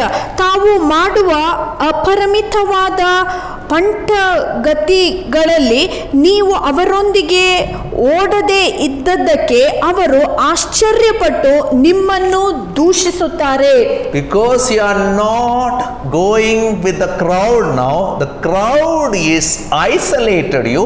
They want to kick you out of the community by abusing you, by shaming you, by humiliating you, to troubling you in any way. ಮುಂಚೆ ನಿಮ್ಮ ನಡವಳಿಕೆ ಇದ್ದ ಹಾಗೆ ನೀವು ಲೋಕದವರೊಟ್ಟಿಗೆ ನಡೆಯದೇ ಇರುವ ಕಾರಣದಿಂದ ಇಂದು ಲೋಕವು ನಿಮ್ಮನ್ನು ನಿರಾಕರಿಸಿ ತಮ್ಮ ಸಮುದಾಯದಿಂದ ನಿಮ್ಮನ್ನು ಆಚೆ ಹಾಕುವುದಕ್ಕಾಗಿ ದೂಷಿಸುತ್ತಾ ಇದೆ. But God says, ಆದರೆ ದೇವರಿಂತೆನ್ನುತ್ತಾನೆ, non-Jewish background, ಯಹೂದ್ಯ ಹಿನ್ನೆಲೆಯಿಂದ, from non-Jewish background, ಅನ್ಯ ಜನಾಂಗದ ಹಿನ್ನೆಲೆಯಿಂದ I brought a classless, raceless, casteless society. ಯಾವುದೇ ಜಾತಿ ಧರ್ಮ ಬಣ್ಣಕ್ಕೆ ಸೇರದೇ ಇರುವಂತಹ ಒಂದು ಸಮುದಾಯವನ್ನು ನಾನು ಕಟ್ಟಿದ್ದೇನೆ. I brought a community of grace ನಾನು ಕೃಪೆಯ ಸಮುದಾಯವನ್ನು ಕಟ್ಟಿದ್ದೇನೆ. who will reflect my character. ಇವರೆಲ್ಲರೂ ನನ್ನ ಗುಣಾತಿಶಯಗಳನ್ನು And ಪ್ರಕಟಪಡಿಸಬೇಕೆಂಬುದಾಗಿ. in First Peter says few names for them. ಮತ್ತು ಇಂಥವರಿಗೆ ಮೊದಲನೇ ಪೇತ್ರದಲ್ಲಿ ಪೇತ್ರನು ಕೆಲವು ಹೆಸರುಗಳನ್ನು ಅವರಿಗೆ ಕರೆಯುತ್ತಿದ್ದಾನೆ. Chapter 1 verse 1 he says they are God's elect. ಮೊದಲನೇ ಅಧ್ಯಾಯ 1ನೇ ವಾಕ್ಯದಲ್ಲಿ ಆತನು ಹೀಗೆ ಹೇಳುತ್ತಾನೆ, ದೇವರಿಂದ ಆರಿಸಿಕೊಳ್ಳಲ್ಪಟ್ಟಂಥ ಜನರು. It is not accident. God has chosen them before the foundation of the world. ಅದು ಒಂದು ಆಕಸ್ಮಿಕವಾದಂತ ವಿಷಯವಲ್ಲ, ಆದರೆ ಭೂಮಿಯ ಅಸ್ತಿವಾರಕ್ಕಿಂತ ಮುಂಚೆ ದೇವರು ಅವರನ್ನ ಆರಿಸಿಕೊಂಡಿದ್ದಾನೆ. And who they are? Chapter 2 verse 5. 2ನೇ ಅಧ್ಯಾಯ They are a holy priesthood. ಅವರು ಪರಿಶುದ್ಧವಾದ ಜನಾಂಗ. Religious people are very learned people. They will have all the rituals and inside life is hopeless. ನಾವು ನೋಡುತ್ತೇವೆ ಅನೇಕ ಧಾರ್ಮಿಕ ಜನರು ಅನೇಕ ಸಂಪ್ರದಾಯಗಳಲ್ಲಿ ತಮ್ಮನ್ನೇ ತಾವು ಒಳಪಡಿಸಿಕೊಂಡಿದ್ದರೂ ಸಹ ಅವರ ಜೀವಿತದ ಶೈಲಿಯು ಸರಿಯಾಗಿರಲ್ಲ. They are like Hophni and Phinehas of Old Testament. ಹಳೆ ಒಡಂಬಡಿಕೆಯಲ್ಲಿರುವಂತಹ ಹೋಫ್ನಿ ಫಿನಹಾಸ್ ಹಾಗೆ Like ಅವರಿರಬಹುದು. Prophet Eli's children. ಈಲಾಯ್ ಆ ಪ್ರವಾದಿಯ ಮಕ್ಕಳ ಹಾಗೆ. But the church, God's people is called to be a holy priesthood. ಆದರೆ ಸಭೆಯು ದೇವರು ಆರಿಸಿಕೊಂಡಂತಹ ಮಕ್ಕಳು ರಾಜ್ಯವಂಶದ ಯಾಜಕರಾಗಿರುವುದಕ್ಕಾಗಿ ಕರೆಯಲ್ಪಟ್ಟಿದ್ದಾರೆ. Not only holy priesthood. ಕೇವಲ ಪರಿಶುದ್ಧವಾದಂತಹ ಯಾಜಕರು ಮಾತ್ರವಲ್ಲ. Chapter 2 verse 9 says 2ನೇ ಅಧ್ಯಾಯದ 9ನೇ they ವಾಕ್ಯ are ಹೀಗೆ chosen ಹೇಳುತ್ತದೆ, people. ಅವರು ಆರಿಸಿಕೊಳ್ಳಲ್ಪಟ್ಟಂತ ಜನರು. Though they are rejected by the world, ಲೋಕವು ಅವರನ್ನು ನಿರಾಕರಿಸಿದ್ದರೂ ಸಹ, though they are like fish out of the pond, ಅವರು ಒಂದು ಪಾಂಡಿನಲ್ಲಿ ಇರುವಂತ ಮೀನು ಹೊರಗೆ they are ಹಾಗೆ precious people for the Lord. ಅವರು ದೇವರ ದೃಷ್ಟಿಯಲ್ಲಿ They are ಅಮೂಲ್ಯವಾದ chosen ಜನರು. people of the Lord. ದೇವರು ಅವರನ್ನು Because ಆರಿಸಿಕೊಂಡಿದ್ದಾನೆ. God has adopted them in Christ Jesus. ಯಾಕಂದ್ರೆ ಕ್ರಿಸ್ತೇಸುವಿನಲ್ಲಿ ದೇವರು ತಾನೇ ಅವರನ್ನು ದತ್ತಕ್ಕೆ ಸ್ವೀಕರಿಸಿದ್ದಾನೆ. Now adoption by Jesus is not a joke. ನಾವು ನೋಡುತ್ತೇವೆ ಯೇಸು ಸ್ವಾಮಿ ಮಾಡುವಂತ ದತ್ತ ಸ್ವೀಕಾರವು ಅದು ಒಂದು ಹಾಸ್ಯ ಮಾತಲ್ಲ. When God the Father has adopted you, ತಂದೆಯಾದ ದೇವರು ನಿಮ್ಮನ್ನು ದತ್ತ ಸ್ವೀಕಾರ ಮಾಡಿದಾಗ we are still in this world. ನೀವು ಇನ್ನೂ ಲೋಕದಲ್ಲಿ ಇದ್ದೀರಿ. But what will happen? ಆದ್ರೆ ನಿಮಗೆ ಆಗುವ You ವಿಷಯವೇನು? will have persecution. ನಿಮಗೆ ಹಿಂಸೆಯ ಕಾಲ Because ಬರಬಹುದು. we are not at home with this world. ಯಾಕಂದ್ರೆ ಈ ಲೋಕವು ನಮ್ಮ ಮನೆಯಲ್ಲ. Because our home is in heaven. ಯಾಕಂದ್ರೆ ನಮ್ಮ ಮನೆಯು ಆ ಸ್ವರ್ಗದಲ್ಲಿದೆ. We are looking forward for that day when our master appears again. ನಮ್ಮ ತಂದೆ ನಮ್ಮ ಯಜಮಾನನು ಕಾಣಿಸಿಕೊಳ್ಳುವಂತ ದಿನಕ್ಕಾಗಿ ನಾವು Let ಕಾಯುತ್ತಿದ್ದೇವೆ. me show you a few samples of persecution they faced. ಆ ದಿನದಲ್ಲಿ ಅವರು ಅನುಭವಿಸಿರುವಂತ ಹಿಂಸೆಯ ಕೆಲವು ವಿಷಯಗಳನ್ನು 1 ತೋರಿಸುತ್ತೇನೆ. Peter 2 verse 12. 1 ಪೇತ್ರ 2ನೇ ಅಧ್ಯಾಯ 12ನೇ ವಾಕ್ಯ. Though they accuse you of doing wrong, ನೀವು ತಪ್ಪು ಮಾಡಿದ್ದೀರಿ ಎಂಬುದಾಗಿ ನಿಮ್ಮನ್ನು ದೂಷಿಸುತ್ತಿದ್ದಾರೆ. they are falsely accusing you of things you have never done. ನೀವು ಮಾಡದೇ ಇರುವಂತ ವಿಷಯಗಳ ಕುರಿತಾಗಿ ನಿಮ್ಮನ್ನು ಅವರು ದೂಷಿಸುತ್ತಾರೆ. It's not easy. You are living a holy life. ನೀವು ಪರಿಶುದ್ಧರಾಗಿ ಪರಿಶುದ್ಧ ಜೀವಿತವನ್ನು You are not ಜೀವಿಸುವಾಗ harmed anybody. ಯಾರಿಗೂ ನೀವು ಉಪದ್ರ You are not ಕೊಡುತ್ತಿಲ್ಲ. cheated anybody. ಯಾರಿಗೂ ನೀವು You are ಮೋಸ not robbed ಮಾಡುತ್ತಿಲ್ಲ. anybody. ಯಾರನ್ನು ನೀವು You are not ಕದ್ದಿಲ್ಲ. abused anybody. ಯಾರನ್ನು ನೀವು ಬೈದಿಲ್ಲ. But then you are being accused of things you have never done in ನೀವು life. ಜೀವಿತದಲ್ಲಿ ಮಾಡದೇ ಇರುವಂತ ಸಂಗತಿಗಳನ್ನು ಇತರರು ನಿಮ್ಮನ್ನು ದೂಷಿಸುವಾಗ Your own people, your own community where you are brought up, they are accusing you of things you have not done as a trap so that you will give up on Jesus and you will become once again one with them. ಈ ಲೋಕದ ಜನರು ಬೇಕಂತಲೇ ನಿಮ್ಮನ್ನು ದೂಷಿಸುತ್ತಾರೆ. ಕಾರಣವೇನೆಂದರೆ ನೀವು ಅವರ ದೂಷಣೆಯನ್ನು ಕೇಳಿ ನಿರಾಶೆ ಹೊಂದಿ ಯೇಸು ಕ್ರಿಸ್ತನನ್ನೇ ಹಿಂಬಾಲಿಸುವುದನ್ನು ನಿಲ್ಲಿಸಬೇಕೆಂಬುದಾಗಿ. 4 verse 14. 4ನೇ ಅಧ್ಯಾಯದ 14ನೇ ವಾಕ್ಯ. If you are insulted because of the name of Christ, you are blessed, for the spirit of glory and God rests on you. In other words, they are insulted in public. ನೀವು ಕ್ರಿಸ್ತನ ಹೆಸರಿನಿಂದ ನಿಮಿತ್ತ ನಿಂದೆಗೆ ಗುರಿಯಾದರೆ ಸಂತೋಷ ಪಡಿರಿ. ಅಂದರೆ ಕ್ರಿಸ್ತನ ನಿಮಿತ್ತವಾಗಿ ನೀವು ನಿಂದೆಯನ್ನು ಅನುಭವಿಸುತ್ತೀರಿ. ಅಂದರೆ ಅವರು ಲೋಕದವರು ಕ್ರೈಸ್ತರನ್ನು ನಿಂದಿಸುತ್ತಿದ್ದರು. Earlier we used to play with them, live with them, lot of things we used to have common, but now publicly the same people have become enemies just because you are following Jesus Christ. ಮುಂಚೆ ನೀವು ಲೋಕದವರ ಹಾಗೆ ನಡೆಯುತ್ತಾ ಇದ್ದೀರಿ. ಅವರ ಎಲ್ಲಾ ಮಾತುಗಳನ್ನು ಮಾದರಿಗಳನ್ನು ಅನುಸರಿಸುತ್ತಿದ್ದೀರಿ. 1 Peter 4 verse 15. If you suffer, it should not be as a murderer or thief or any other kind of criminal or even as a meddler. In other words, ನಿಮ್ಮಲ್ಲಿ ಯಾವನಾದರೂ ಕೊಲೆಗಾರನು, ಕಳ್ಳನು, ದುಷ್ಟನು, ಪರರ ಕಾರ್ಯದಲ್ಲಿ ತಲೆ ಹಾಕುವವನು ಆಗಿದ್ದು ಬಾಧೆಯನ್ನು ಅನುಭವಿಸಬಾರದು. in other words, they were possibly prosecuted as criminals. ಇನ್ನೊಂದು ಮಾತಿನಲ್ಲಿ ನಾವು ನೋಡುವುದಾಗಿದ್ದರೆ ಬಹುತೇಕವಾಗಿ ಕ್ರೈಸ್ತರನ್ನು ಅವರು ದೋಷಿಗಳೆಂಬುದಾಗಿ ಅವರು ಎಣಿಸುತ್ತಿದ್ದರು. There are false accusations, false cases, and now they have to go to court. They are losing their money, they lose their reputation, they are losing their peace, and in that place Peter is saying, don't worry. As problems increases, pain increases, suffering increases, persecution increases, grace of God will multiply in your life and you will have perfect peace, because peace also will be multiplied. Because God's grace is there, you will not lose your mind. ಪೇತ್ರನು ಅಲ್ಲಿರುವಂಥ ವಿಶ್ವಾಸಿಗಳಿಗೆ ಹೀಗೆ ಹೇಳುತ್ತಾ ಇದ್ದಾನೆ, ನೀವು ಕ್ರೈಸ್ತರಾದಿರಿ ಎಂಬ ಒಂದೇ ಕಾರಣದಿಂದ ಲೋಕದವರು ನಿಮ್ಮನ್ನು ತಪ್ಪಾಗಿ ದೂಷಿಸಿ ನಿಮ್ಮನ್ನು ಅವರು ಕೆಳಗೆ ದಬ್ಬುವಂಥ ಸಮಯದಲ್ಲಿ ನೀವು ಚಿಂತಿಸಬೇಡಿರಿ. ಯಾಕಂದರೆ ಕಷ್ಟಗಳು ಹಿಂಸೆಗಳು ಹೆಚ್ಚಾಗುವ ಹಾಗೆ ದೇವರ ಕೃಪೆ ಕರುಣೆಗಳು ನಿಮ್ಮ ಮೇಲೆ ಹೆಚ್ಚಾಗುತ್ತವೆ. Peter foresaw in the spirit.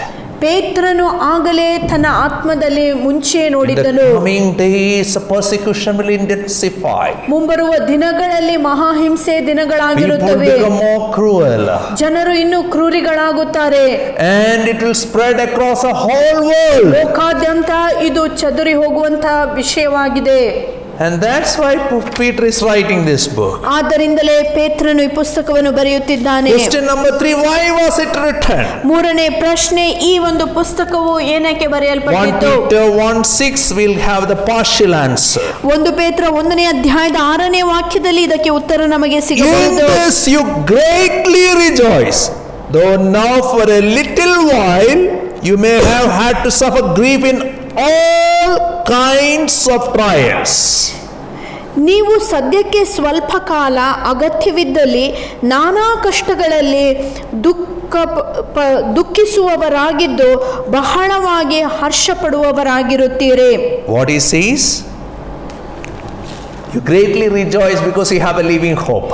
ಆತನು ಹೇಳುವಂಥ ವಿಷಯವೇನೆಂದರೆ, ನಿಮಗೆ ಒಂದು ಸಜೀವವಾದಂಥ ನಿರೀಕ್ಷೆ ಇರುವುದರಿಂದ ನೀವು ಹರ್ಷಿಸುವವರಾಗಿರಬೇಕು. For a little while you had all sort of trials and you had to suffer, you had to endure. ಸದ್ಯಕ್ಕೆ ಸ್ವಲ್ಪ ಕಾಲ ಮಾತ್ರವೇ ಅನೇಕ ಸಂಕಷ್ಟಗಳಿಗೆ ನೀವು ಒಳಗಾಗಿದ್ದರೂ ಸಹ ಮುಂದೆ ಹರ್ಷದ ದಿನಗಳು ನಿಮಗೆ Your ಬರಲಿವೆ. eyes is not in the suffering, in the pain, in the accusation, the cases, but your eyes is on the living God who is coming for you again. ನಿಮ್ಮ ದೃಷ್ಟಿಯು ಈ ದಿನಗಳಲ್ಲಿ ನೀವು ಹಾದು ಹೋಗುವಂಥ ಉಪದ್ರಗಳಲ್ಲಿ ಅಥವಾ ಕಷ್ಟಗಳಲ್ಲಿ ಅದು ಇರಬಾರದು, ಆದರೆ ಸಜೀವವಾದ ದೇವರ ಮೇಲೆ ನಿಮ್ಮ ದೃಷ್ಟಿ ಇರಬೇಕು.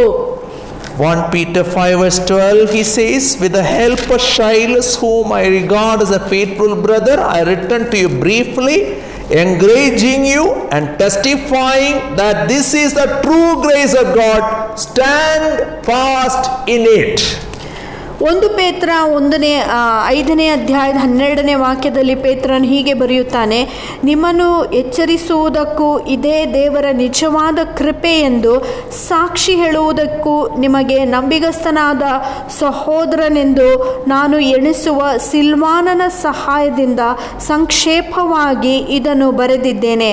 ನಿಜವಾದ ಕೃಪೆಯಲ್ಲಿ ನೀವು ನಿಂತಿರುವರಾಗಿದ್ದೀರಿ. So why he wrote this? ಈ ಪುಸ್ತಕವನ್ನು ಆತನು ಏನಕ್ಕೆ To ಬರೆದಿದ್ದಾನೆ? encourage the scattered Christians, ಎಲ್ಲಾ ಕಡೆ ಚೆದರಿ ಹೋದಂತಹ ಜನರನ್ನು to tell them ಉತ್ತೇಜಿಸುವುದಕ್ಕೆ, hard days are ahead of us, ಅವರಿಗೆ ಆತನು ಹೇಳುತ್ತಿದ್ದಾನೆ, ಮುಂಬರುವಂತ ದಿನಗಳು ಕಷ್ಟಕರವಾದ but ದಿನಗಳು, stand fast in the grace of God.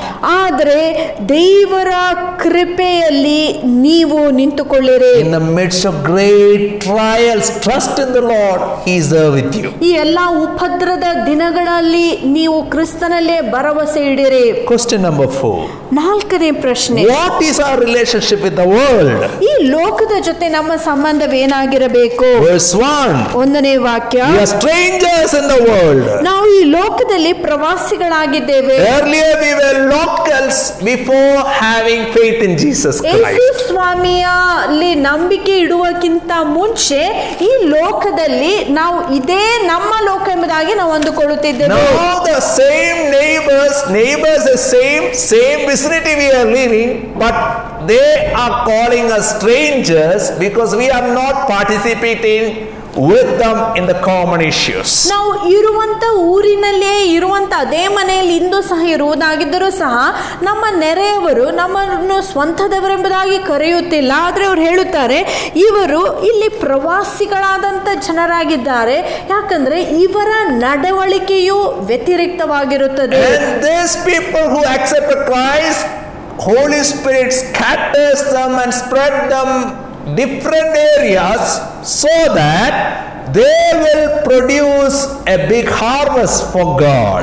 ಈಗ ಯಾರ್ಯಾರು ಕ್ರೈಸ್ತ ವಿಶ್ವಾಸಿಗಳಾಗಿದ್ದಾರೋ ಅಂಥವರನ್ನು ಪರಿಶುದ್ಧಾತ್ಮನು ಆರಿಸಿಕೊಂಡು ಲೋಕದ ಬೇರೆ ಬೇರೆ ಕಡೆಗಳಲ್ಲಿ ಆತನು ಚದುರಿಸುತ್ತಾ ಇದ್ದಾನೆ. ಈ ಕಾರಣದಿಂದ ಅವರು ಹೋದಲ್ಲೆಲ್ಲ ಅನೇಕರನ್ನು ಕ್ರೈಸ್ತನ ಮಾರ್ಗದಲ್ಲಿ ನಡೆಸಬೇಕೆಂಬುದಾಗಿ. Verse 17, leave your lives as strangers here in reverent fear, because one day judgment day is there. So because of pressure, don't try to be a local again, but remember our citizenship is in heaven. ಪ್ರತಿಯೊಬ್ಬರು ನಾವು ತಿಳಿದುಕೊಳ್ಳಬೇಕಾದ ವಿಷಯವೇನೆಂದರೆ, ಈ ಲೋಕವು ನಮ್ಮ ಸ್ವಂತ ಮನೆ ಆಗಿರಲ್ಲ. ನಮ್ಮ ರಾಯಭಾರಿಕೆಯು ಅಥವಾ ನಮ್ಮ ಸ್ವಂತ ಮನೆಯು ಅದು ಸ್ವರ್ಗವಾಗಿರುತ್ತದೆ. ಈ ಲೋಕದಲ್ಲಿ ನಾವು ಇರುವಾಗ ನಾವು ಪರಕೀಯರ ಹಾಗೆ ಅಥವಾ ಪ್ರವಾಸಿಗಳಾಗಿರಬೇಕು. Reverent fear will always ask this question. What is that question? Will it please my wife? Will it please my neighbor? Will it please my children? No. The question is, will it please my Lord who paid his price by his precious blood. ಭಯಭಕ್ತಿಯ ಜೀವಿತವನ್ನು ಜೀವಿಸುವಾಗ ಭಯಭಕ್ತಿಯುಳ್ಳಂಥ ಜನರು ಯಾವಾಗಲೂ ಒಂದೇ ಒಂದು ಪ್ರಶ್ನೆಯನ್ನು ಕೇಳುತ್ತಾರೆ. ಪ್ರಶ್ನೆ ಹೀಗಿರಲ್ಲ, ನನ್ನ ಗಂಡ ಅಥವಾ ನನ್ನ ಹೆಂಡತಿ ಅಥವಾ ನನ್ನ ಮಕ್ಕಳನ್ನು ಇದು ಮೆಚ್ಚಿಸುತ್ತಾ ಇದೆಯೋ ಆ ಪ್ರಶ್ನೆ ಅಲ್ಲ. ಆದರೆ ನಾನು ಮಾಡುವಂಥ ಎಲ್ಲ ಸಂಗತಿಗಳಲ್ಲಿ ಕ್ರಿಸ್ತನು ಮೆಚ್ಚುಗೆಯನ್ನು ಹೊಂದಿದ್ದಾನು. Verse 11, chapter 2, verse 11. 2ನೇ ಅಧ್ಯಾಯದ 11ನೇ ವಾಕ್ಯ. Dear friends, I urge you as aliens and strangers in the world to abstain from sinful desires which war against your soul. 11ನೇ ವಾಕ್ಯ. ಪ್ರಿಯರೇ, ಈ ಲೋಕದಲ್ಲಿ ಪರದೇಶಸ್ಥರು ಪ್ರವಾಸಿಗಳು ಆಗಿರುವ ನೀವು ನಿಮ್ಮ ಆತ್ಮಕ್ಕೆ ವಿರೋಧವಾಗಿ ಯುದ್ಧ ಮಾಡುವ ಶಾರೀರಿಕ ದುರಾಶೆಗಳಿಗೆ ದೂರವಾಗಿರಬೇಕೆಂದು ನಾನು ನಿಮ್ಮನ್ನು ಬೇಡಿಕೊಳ್ಳುತ್ತೇನೆ. So who are we? ನಾವು ಯಾರಾಗಿದ್ದೇವೆ? We are bought with a price. ನಾವು ಕ್ರಯದಿಂದ And our ಖರೀದಿಸಲ್ಪಟ್ಟಂತವರು. citizenship is in heaven. ನಮ್ಮ ಮನೆಯು ಸ್ವರ್ಗವಾಗಿರುತ್ತದೆ. But we are still in this world. ಆದರೆ ನಾವು ಈ ಲೋಕದಲ್ಲಿ ಇರುವಾಗ We are aliens and strangers here. ನಾವು ಇಲ್ಲಿ ಪರದೇಶಸ್ಥರು ಪ್ರವಾಸಿಗಳು ಆಗಿದ್ದೇವೆ. God has strategically planned or placed us where we can do the best for the Lord. ದೇವರು ನಮ್ಮನ್ನು ಉದ್ದೇಶಿಸಿ ಸರಿಯಾದ ಸ್ಥಳದಲ್ಲಿ ಇರಿಸಿದ್ದಾನೆ. ಇದರ ನಿಮಿತ್ತವಾಗಿ ನಾವು ದೇವರಿಗೋಸ್ಕರ ಮಹತ್ ಕಾರ್ಯಗಳನ್ನು ಸಾಧಿಸುವುದಕ್ಕೆ. But before we understand our relationship with one another, with the world, we should know who we are in Jesus Christ. ಈ ಲೋಕದ ಜೊತೆಗೆ ನಮ್ಮ ಸಂಬಂಧವನ್ನು ಅರ್ಥೈಸುವಕ್ಕಿಂತ ಮುಂಚೆ ಯೇಸು ಕ್ರಿಸ್ತನಲ್ಲಿ ನಮ್ಮ ಸ್ಥಾನ ಏನಾಗಿದೆ ಎಂಬುದಾಗಿ ನಾವು ತಿಳಿದುಕೊಳ್ಳಬೇಕು. That is question number 5. ಅದು 5ನೇ ಪ್ರಶ್ನೆಯಾಗಿದೆ. What is our relationship with God? ದೇವರ ಜೊತೆ ನಮ್ಮ ಸಂಬಂಧ ಏನಾಗಿದೆ? Verse 2. 2ನೇ ವಾಕ್ಯ. We have been chosen according to the foreknowledge of God the Father through the sanctifying work of the Spirit for obedience to Jesus Christ and sprinkling by his blood. 1ನೇ ಅಧ್ಯಾಯದ 2ನೇ ವಾಕ್ಯ ಹೀಗೆ ಹೇಳುತ್ತದೆ, ಪವಿತ್ರಾತ್ಮನಿಂದ ಪ್ರತಿಷ್ಠಿಸಲ್ಪಟ್ಟವರಾಗಿ ವಿಧೇಯರಾಗುವುದಕ್ಕೋಸ್ಕರ ಯೇಸು ಕ್ರಿಸ್ತನ ರಕ್ತದಿಂದ ಪ್ರೋಕ್ಷಿತರಾಗಿರುವುದಕ್ಕೂ ನಮ್ಮ ತಂದೆ ದೇವರ ಸಂಕಲ್ಪದ ಅನುಸಾರವಾಗಿ ಆಯ್ಕೆಯಾದವರಿಗೆ ಬರೆಯುವುದೇನೆಂದರೆ, ನಿಮಗೆ ಕೃಪೆಯೂ ಶಾಂತಿಯೂ ಹೆಚ್ಚೆಚ್ಚಾಗಿ ದೊರೆಯಲಿ. We believe in one God who exists in 3 persons, Father, Son and the Holy Spirit. ನಾವು ನಂಬುವಂತ ದೇವರು ತಂದೆ, ಮಗ, ಪವಿತ್ರಾತ್ಮ ಎಂಬ 3 ವ್ಯಕ್ತಿತ್ವದಲ್ಲಿ ವಾಸವಾಗಿರುವಂತ ದೇವರಾಗಿದ್ದಾರೆ. This concept God in 3 persons, that is a mystery. But if you claim to be a Christian and don't believe in Trinity, you are not a Christian. ತ್ರಯೇಕತ್ವ ದೇವರಲ್ಲಿ ನಾವು ನಂಬಿಕೆ ಇಡುವರಾಗಿದ್ದೇವೆ. ಅಂದರೆ ಒಂದೇ ದೇವರು 3 ವ್ಯಕ್ತಿತ್ವಗಳು, ತಂದೆ, ಮಗ, ಪವಿತ್ರಾತ್ಮ ಎಂಬುದಾಗಿ.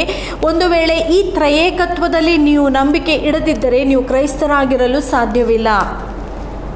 God says, ದೇವರು ಹಿಂತೆನ್ನುತ್ತಾನೆ, like Jesus chose Peter to be an apostle.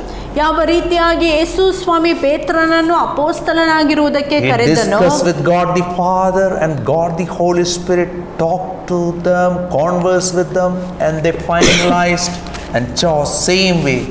God has chose each one of us.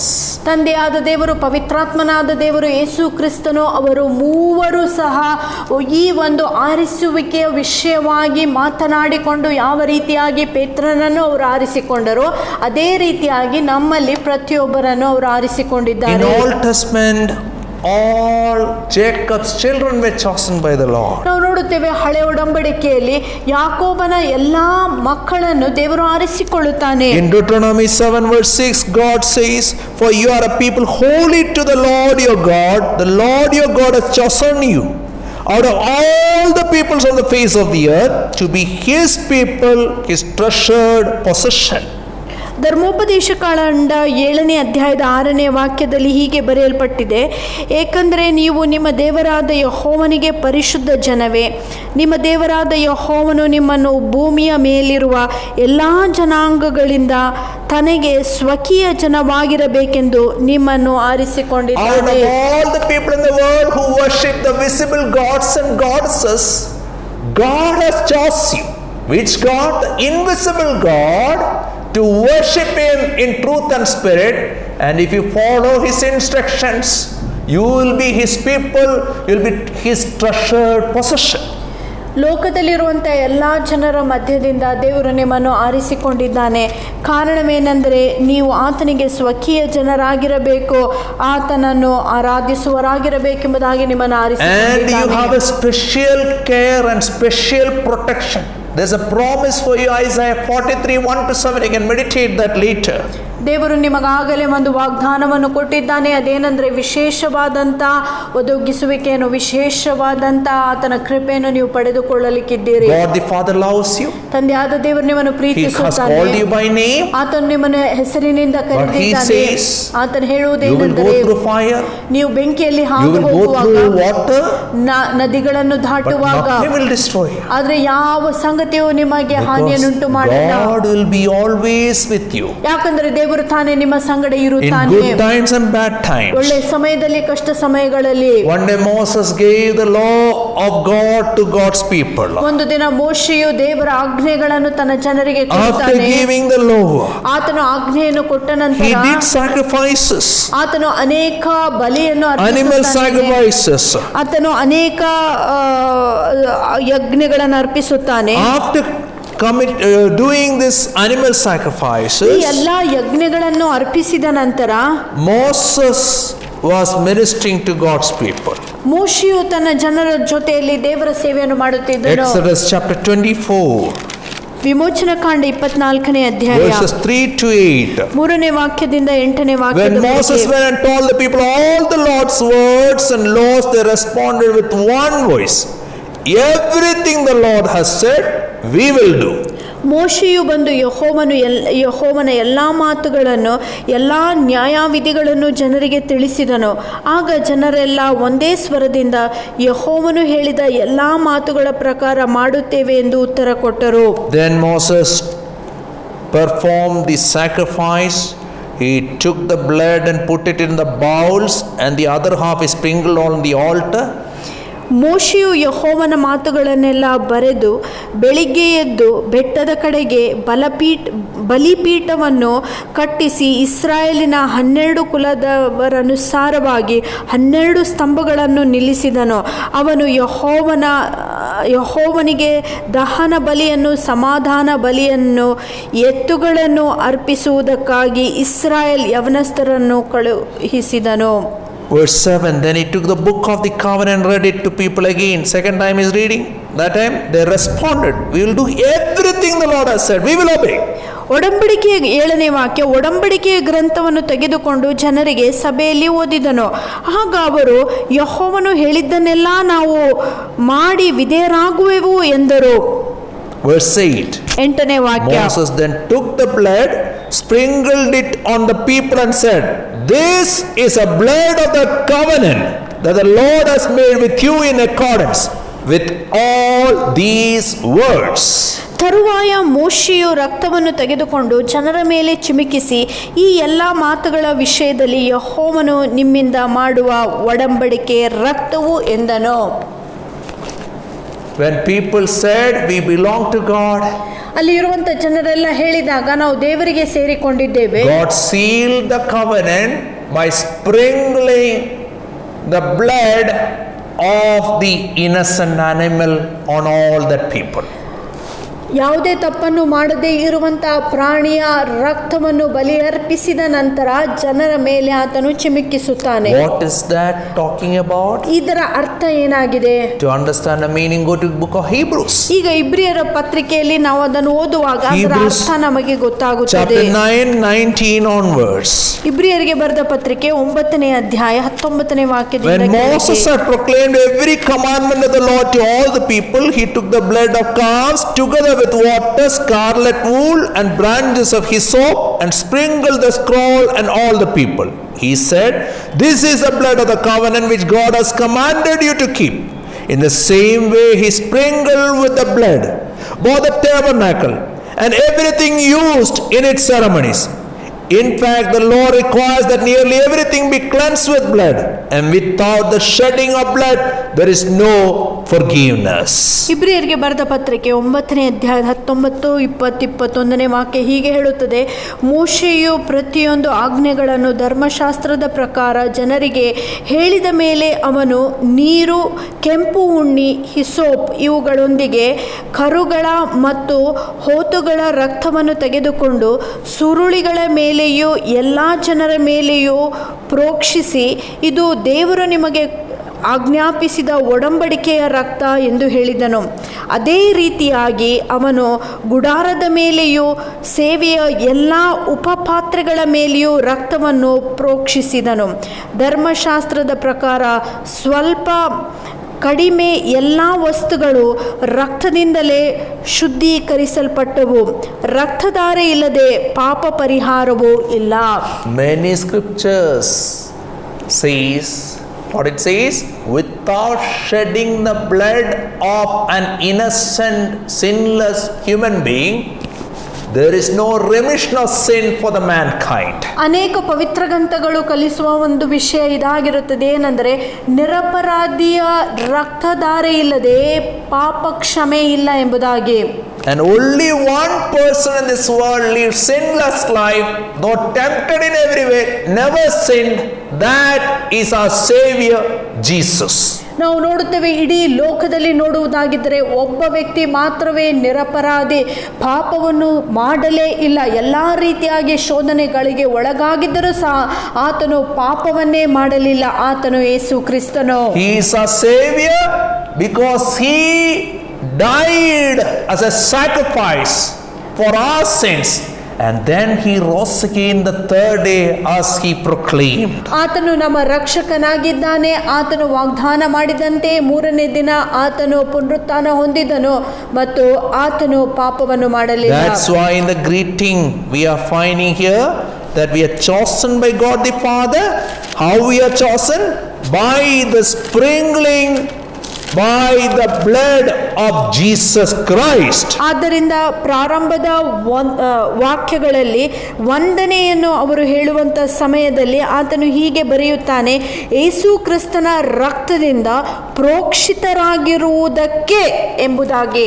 Salvation is in no religion. ರಕ್ಷಣೆಯು ಬೇರೆ ಯಾವ Salvation is ಧರ್ಮದಲ್ಲಿಲ್ಲ. in no human being, only in one person, Jesus Christ. ರಕ್ಷಣೆ ಎಂಬುದು ಯೇಸುವಿನ ಹೊರತಾಗಿ ಯಾವ ಮನುಷ್ಯರಿಂದ ಸಿಗಲು He ಸಾಧ್ಯವಿಲ್ಲ. alone lived sinless life. ಆತನು ಮಾತ್ರವೇ ಪಾಪರಹಿತ ಜೀವಿತ He ಜೀವಿಸಿದ. alone paid the penalty for the sins of all mankind. ಆತನೇ ಎಲ್ಲಾ ಮನುಷ್ಯರ ಪಾಪಕ್ಕೆ ಕ್ರಯ ಕಟ್ಟಿದವನು. He alone is the person in the world who came alive and lives forever. ಆತನು ಮಾತ್ರವೇ ಈ ಲೋಕಕ್ಕೆ ಬಂದಂತ ಲೋಕರಕ್ಷಕನು, ನಿತ್ಯವಾಗಿ ವಾಸಿಸುವಾತನು. So why we are sprinkled by blood? ಯೇಸು ಕ್ರಿಸ್ತನ ರಕ್ತದಿಂದ ಪ್ರೋಕ್ಷಿತರಾದನವರು ನಾವು For obedience to Jesus Christ. ಯೇಸು ಕ್ರಿಸ್ತನಿಗೆ ವಿಧೇಯರಾಗಿ So ಮುನ್ನಡೆಯಬೇಕು. day in and day out you live a life that pleases to your Savior Jesus. ಆದ್ದರಿಂದ ಪ್ರತಿನಿತ್ಯವೂ ಯೇಸು ಕ್ರಿಸ್ತನಿಗೆ ಮೆಚ್ಚುಗೆಯಾಗಿರುವಂತ ಜೀವಿತವನ್ನು ನಾವು ಜೀವಿಸಬೇಕು. Then the anointing of Jesus Christ will flow in and through your life. ಆಗ ಯೇಸು ಕ್ರಿಸ್ತನ ಅಭಿಷೇಕವು ನಿಮ್ಮ ಜೀವಿತದ ಮುಖಾಂತರ ಹರಿದು ಬರೆಯುತ್ತದೆ. Not only that, ಅಷ್ಟು ಮಾತ್ರವಲ್ಲ, by the sanctifying work of God the Holy Spirit. ಪರಿಶುದ್ಧಾತ್ಮನಾದ ದೇವರ ಶುದ್ಧೀಕರಣದ ಕೆಲಸದಿಂದ. Sanctification means being set apart from the world for holy purposes.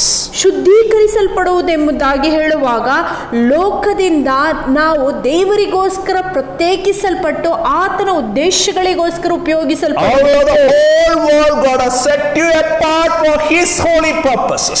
ಇಡೀ ಲೋಕದಿಂದ ದೇವರು ನಿಮ್ಮನ್ನು ತನಗೋಸ್ಕರ ಪ್ರತ್ಯೇಕಿಸಿಟ್ಟಿದ್ದಾನೆ. And because of that you will have pain. ಆದ್ದರಿಂದಲೇ ನಿಮಗೆ ಲೋಕದಲ್ಲಿ ಕಷ್ಟಗಳು World ಬರಬಹುದು. will hate you.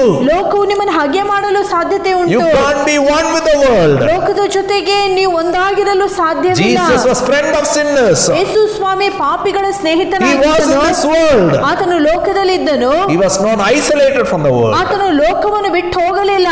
Sinner's life got transformed seeing the life of Jesus. ಯೇಸು ಸ್ವಾಮಿಯ ಜೀವಿತವನ್ನು ನೋಡಿ ಅನೇಕ ಪಾಪಿಗಳು ಮಾನಸಾಂತರ ಹೊಂದುತ್ತಾರೆ. And we are called to be fruitful like Jesus. ಯೇಸುವಿನ ಹಾಗೆ ನಾವು ಸಹ ಫಲಭರಿತರಾಗುವುದಕ್ಕೆ And ಕರೆಯಲ್ಪಟ್ಟಿದ್ದೇವೆ. Peter concludes, ಆ ನಂತರ ಪೇತ್ರನು ಹೀಗೆ ಮುಗಿಸುತ್ತಾನೆ, grace and peace be yours in abundance. ಕೃಪೆಯು ಶಾಂತಿಯು ಹೆಚ್ಚುತ್ತಲೇ When ನಿಮಗೆ people ದೊರಕಲಿ. accuse you of things you have not done, ಮಾಡದೇ ಇರುವಂತ ಸಂಗತಿಗಳಿಗೋಸ್ಕರ when ಜನ ನಿಮ್ಮನ್ನು people ದೂಷಿಸುವಾಗ, humiliate you publicly, ಜನರು ನಿಮ್ಮನ್ನು ಬಹಿರಂಗವಾಗಿ ನಿಂದಿಸುವಾಗ, when people take you to court falsely accusing you, ತಪ್ಪಾದ ಸಂಗತಿಗಳಿಗೋಸ್ಕರ ನೀವು ಮಾಡದೇ ಇರುವಂತ ಸಂಗತಿಗಳನ್ನು ಜನರು ದೂಷಿಸಿ ನಿಮ್ಮನ್ನು ಸೆರೆಯಲ್ಲಿ when ಹಾಕುವಾಗ, your own community, your own people say you are a shame, a dishonor to the community, they humiliate you, they pain you and shame you,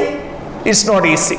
ನಿಮ್ಮ ಸ್ವಂತದವರು ನಿಮ್ಮನ್ನು ನಿಂದಿಸುವಾಗ, ನಿಮ್ಮನ್ನು ದೂಷಿಸುವಾಗ ಆ ದೂಷಣೆಯನ್ನು ಸಹಿಸಿಕೊಳ್ಳುವುದು ಸುಲಭವಾಗದೇ ಇರಬಹುದು. But when you trust the Lord, ಆದ್ರೆ ನೀವು ಯೆಹೋವನಲ್ಲಿ ಭರವಸೆ as the ಇಡುವಾಗ suffering persecution increases, ನಿಂದೆಯು ಉಪದ್ರವಗಳು ಹಿಂಸೆಯು His ಹೆಚ್ಚಾಗುವಾಗ grace will multiply in your life. ನಿಮ್ಮ ಜೀವಿತದಲ್ಲಿ ಆತನ ಕೃಪೆಯು ಹೆಚ್ಚುತ್ತದೆ. Worldly people, they'll get shattered by all these things. ಈ ಎಲ್ಲಾ ಸಂಗತಿಗಳು ಜನರಿಗೆ ಬರುವಾಗ ಲೋಕದ ಜನರು ಸೋತು You ಹೋಗುತ್ತಾರೆ. will not become peace. ಆದ್ರೆ ನೀವು ಸೋತು ಹೋಗುವುದಿಲ್ಲ, Because the presence of God will come upon your life. ಯಾಕಂದ್ರೆ ದೇವರ ಪ್ರಸನ್ನತೆ ನಿಮ್ಮ ಮೇಲೆ You will ಬಲವಾಗಿ have the ಬರುತ್ತದೆ. peace of mind. ನಿಮ್ಮಲ್ಲಿ ಮನಸ್ಸಿನಲ್ಲಿ You will ಸಮಾಧಾನ, have peace of emotions. ನಿಮ್ಮ ಭಾವನೆಗಳಲ್ಲಿ ಸಮಾಧಾನ And ಬರುತ್ತದೆ. God will keep you safe for eternity. ನಿತ್ಯತ್ವಕ್ಕೋಸ್ಕರ ದೇವರು ನಿಮ್ಮನ್ನು ಸುರಕ್ಷಿತವಾಗಿ ಇರಿಸುತ್ತಾನೆ. God's peace will multiply in your life. ದೇವರ ಸಮಾಧಾನವೇ ನಿಮ್ಮ ಜೀವಿತದಲ್ಲಿ ಹೆಚ್ಚುತ್ತದೆ. May God's grace and peace be multiplied in each one of your life. ನಿಮ್ಮ ಜೀವಿತದಲ್ಲಿ, ನಿಮ್ಮೆಲ್ಲರ ಜೀವಿತದಲ್ಲಿ ದೇವರ ಕೃಪೆಯು ಸಮಾಧಾನವು ಹೆಚ್ಚಾಗಲಿ. May God bless all of us. ದೇವರು ತಾನೇ ನಮ್ಮೆಲ್ಲರನ್ನು ಆಶೀರ್ವಾದ ಮಾಡಲಿ.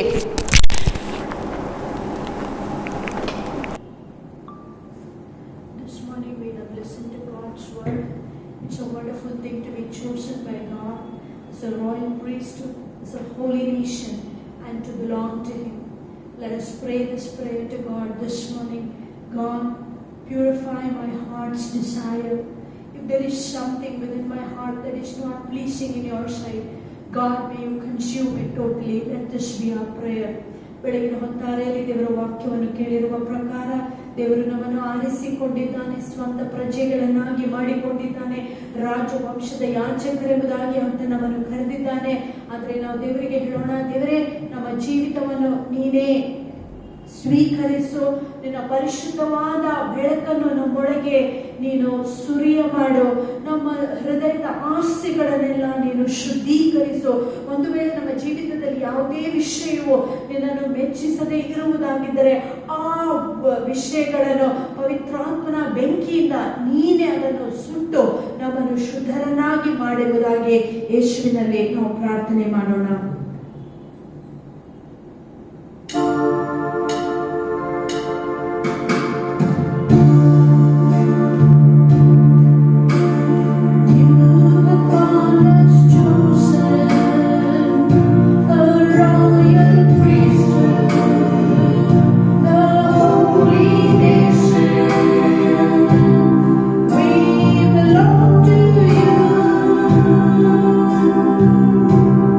You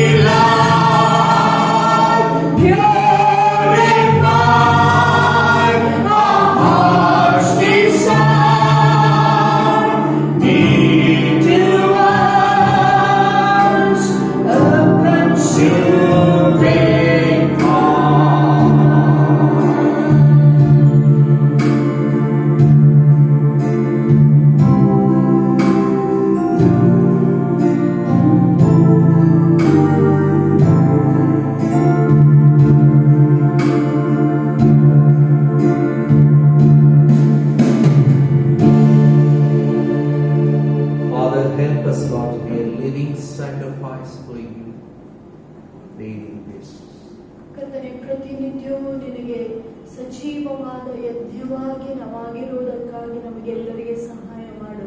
Once again we place ourselves a sacrifice that pleases you. ತಂದೆಯಾದ ದೇವರೇ, ನಿನ್ನ ಬಲಿಪೀಠ ಮೇಲೆ ನಮ್ಮನ್ನೇ ನಾವು ಯಜ್ಞವಾಗಿ ಅರ್ಪಿಸಿಕೊಡುತ್ತೇವೆ. ನಮ್ಮ ಜೀವಿತದ ಈ ಯಜ್ಞವು ನಿನಗೆ ಮೆಚ್ಚುವಂತದ್ದಾಗಿರಲಿ. ಯೇಸು ನಾಮದಲ್ಲಿ amen. Shall we have the benediction? ಅಂತ್ಯ ಆಶೀರ್ವಾದವನ್ನು ಹೊಂದಿಕೊಳ್ಳೋಣ. May the amazing grace of our Lord and Savior Jesus Christ, ಯೇಸು ಕ್ರಿಸ್ತನ ಕೃಪೆಯು, the lavish love of God the Father, ತಂದೆಯಾದ ದೇವರ ಅಳತೆ ಇಲ್ಲದಂತಹ ಪ್ರೀತಿಯು, the continuous sanctification work of the blessed Holy Spirit ಪರಿಶುದ್ಧಾತ್ಮನ ಅನ್ಯೋನ್ಯತೆಯು, ಶುದ್ಧೀಕರಣವು be with each one of us, ನಮ್ಮೆಲ್ಲರ ಜೊತೆಯಲ್ಲಿ ಸದಾಕಾಲವಿರಲಿ. so that we will be a pleasing sacrifice unto our Lord. ನಮ್ಮ ದೇವರಿಗೆ ನಾವು ಮೆಚ್ಚುಗೆಯಾಗಿರುವಂತಹ ಯಜ್ಞವಾಗಿ ಮಾರ್ಪಾಡು ಹೊಂದುವುದಕ್ಕಾಗಿ May God's grace and peace multiply in each one of us. ನಮ್ಮ ಪ್ರತಿಯೊಬ್ಬರ ಜೀವಿತದಲ್ಲಿ ದೇವರ ಕೃಪೆಯು, ಸಮಾಧಾನವು ಹೆಚ್ಚುತ್ತಲೇ ಮುಂದುವರೆಯಲಿ.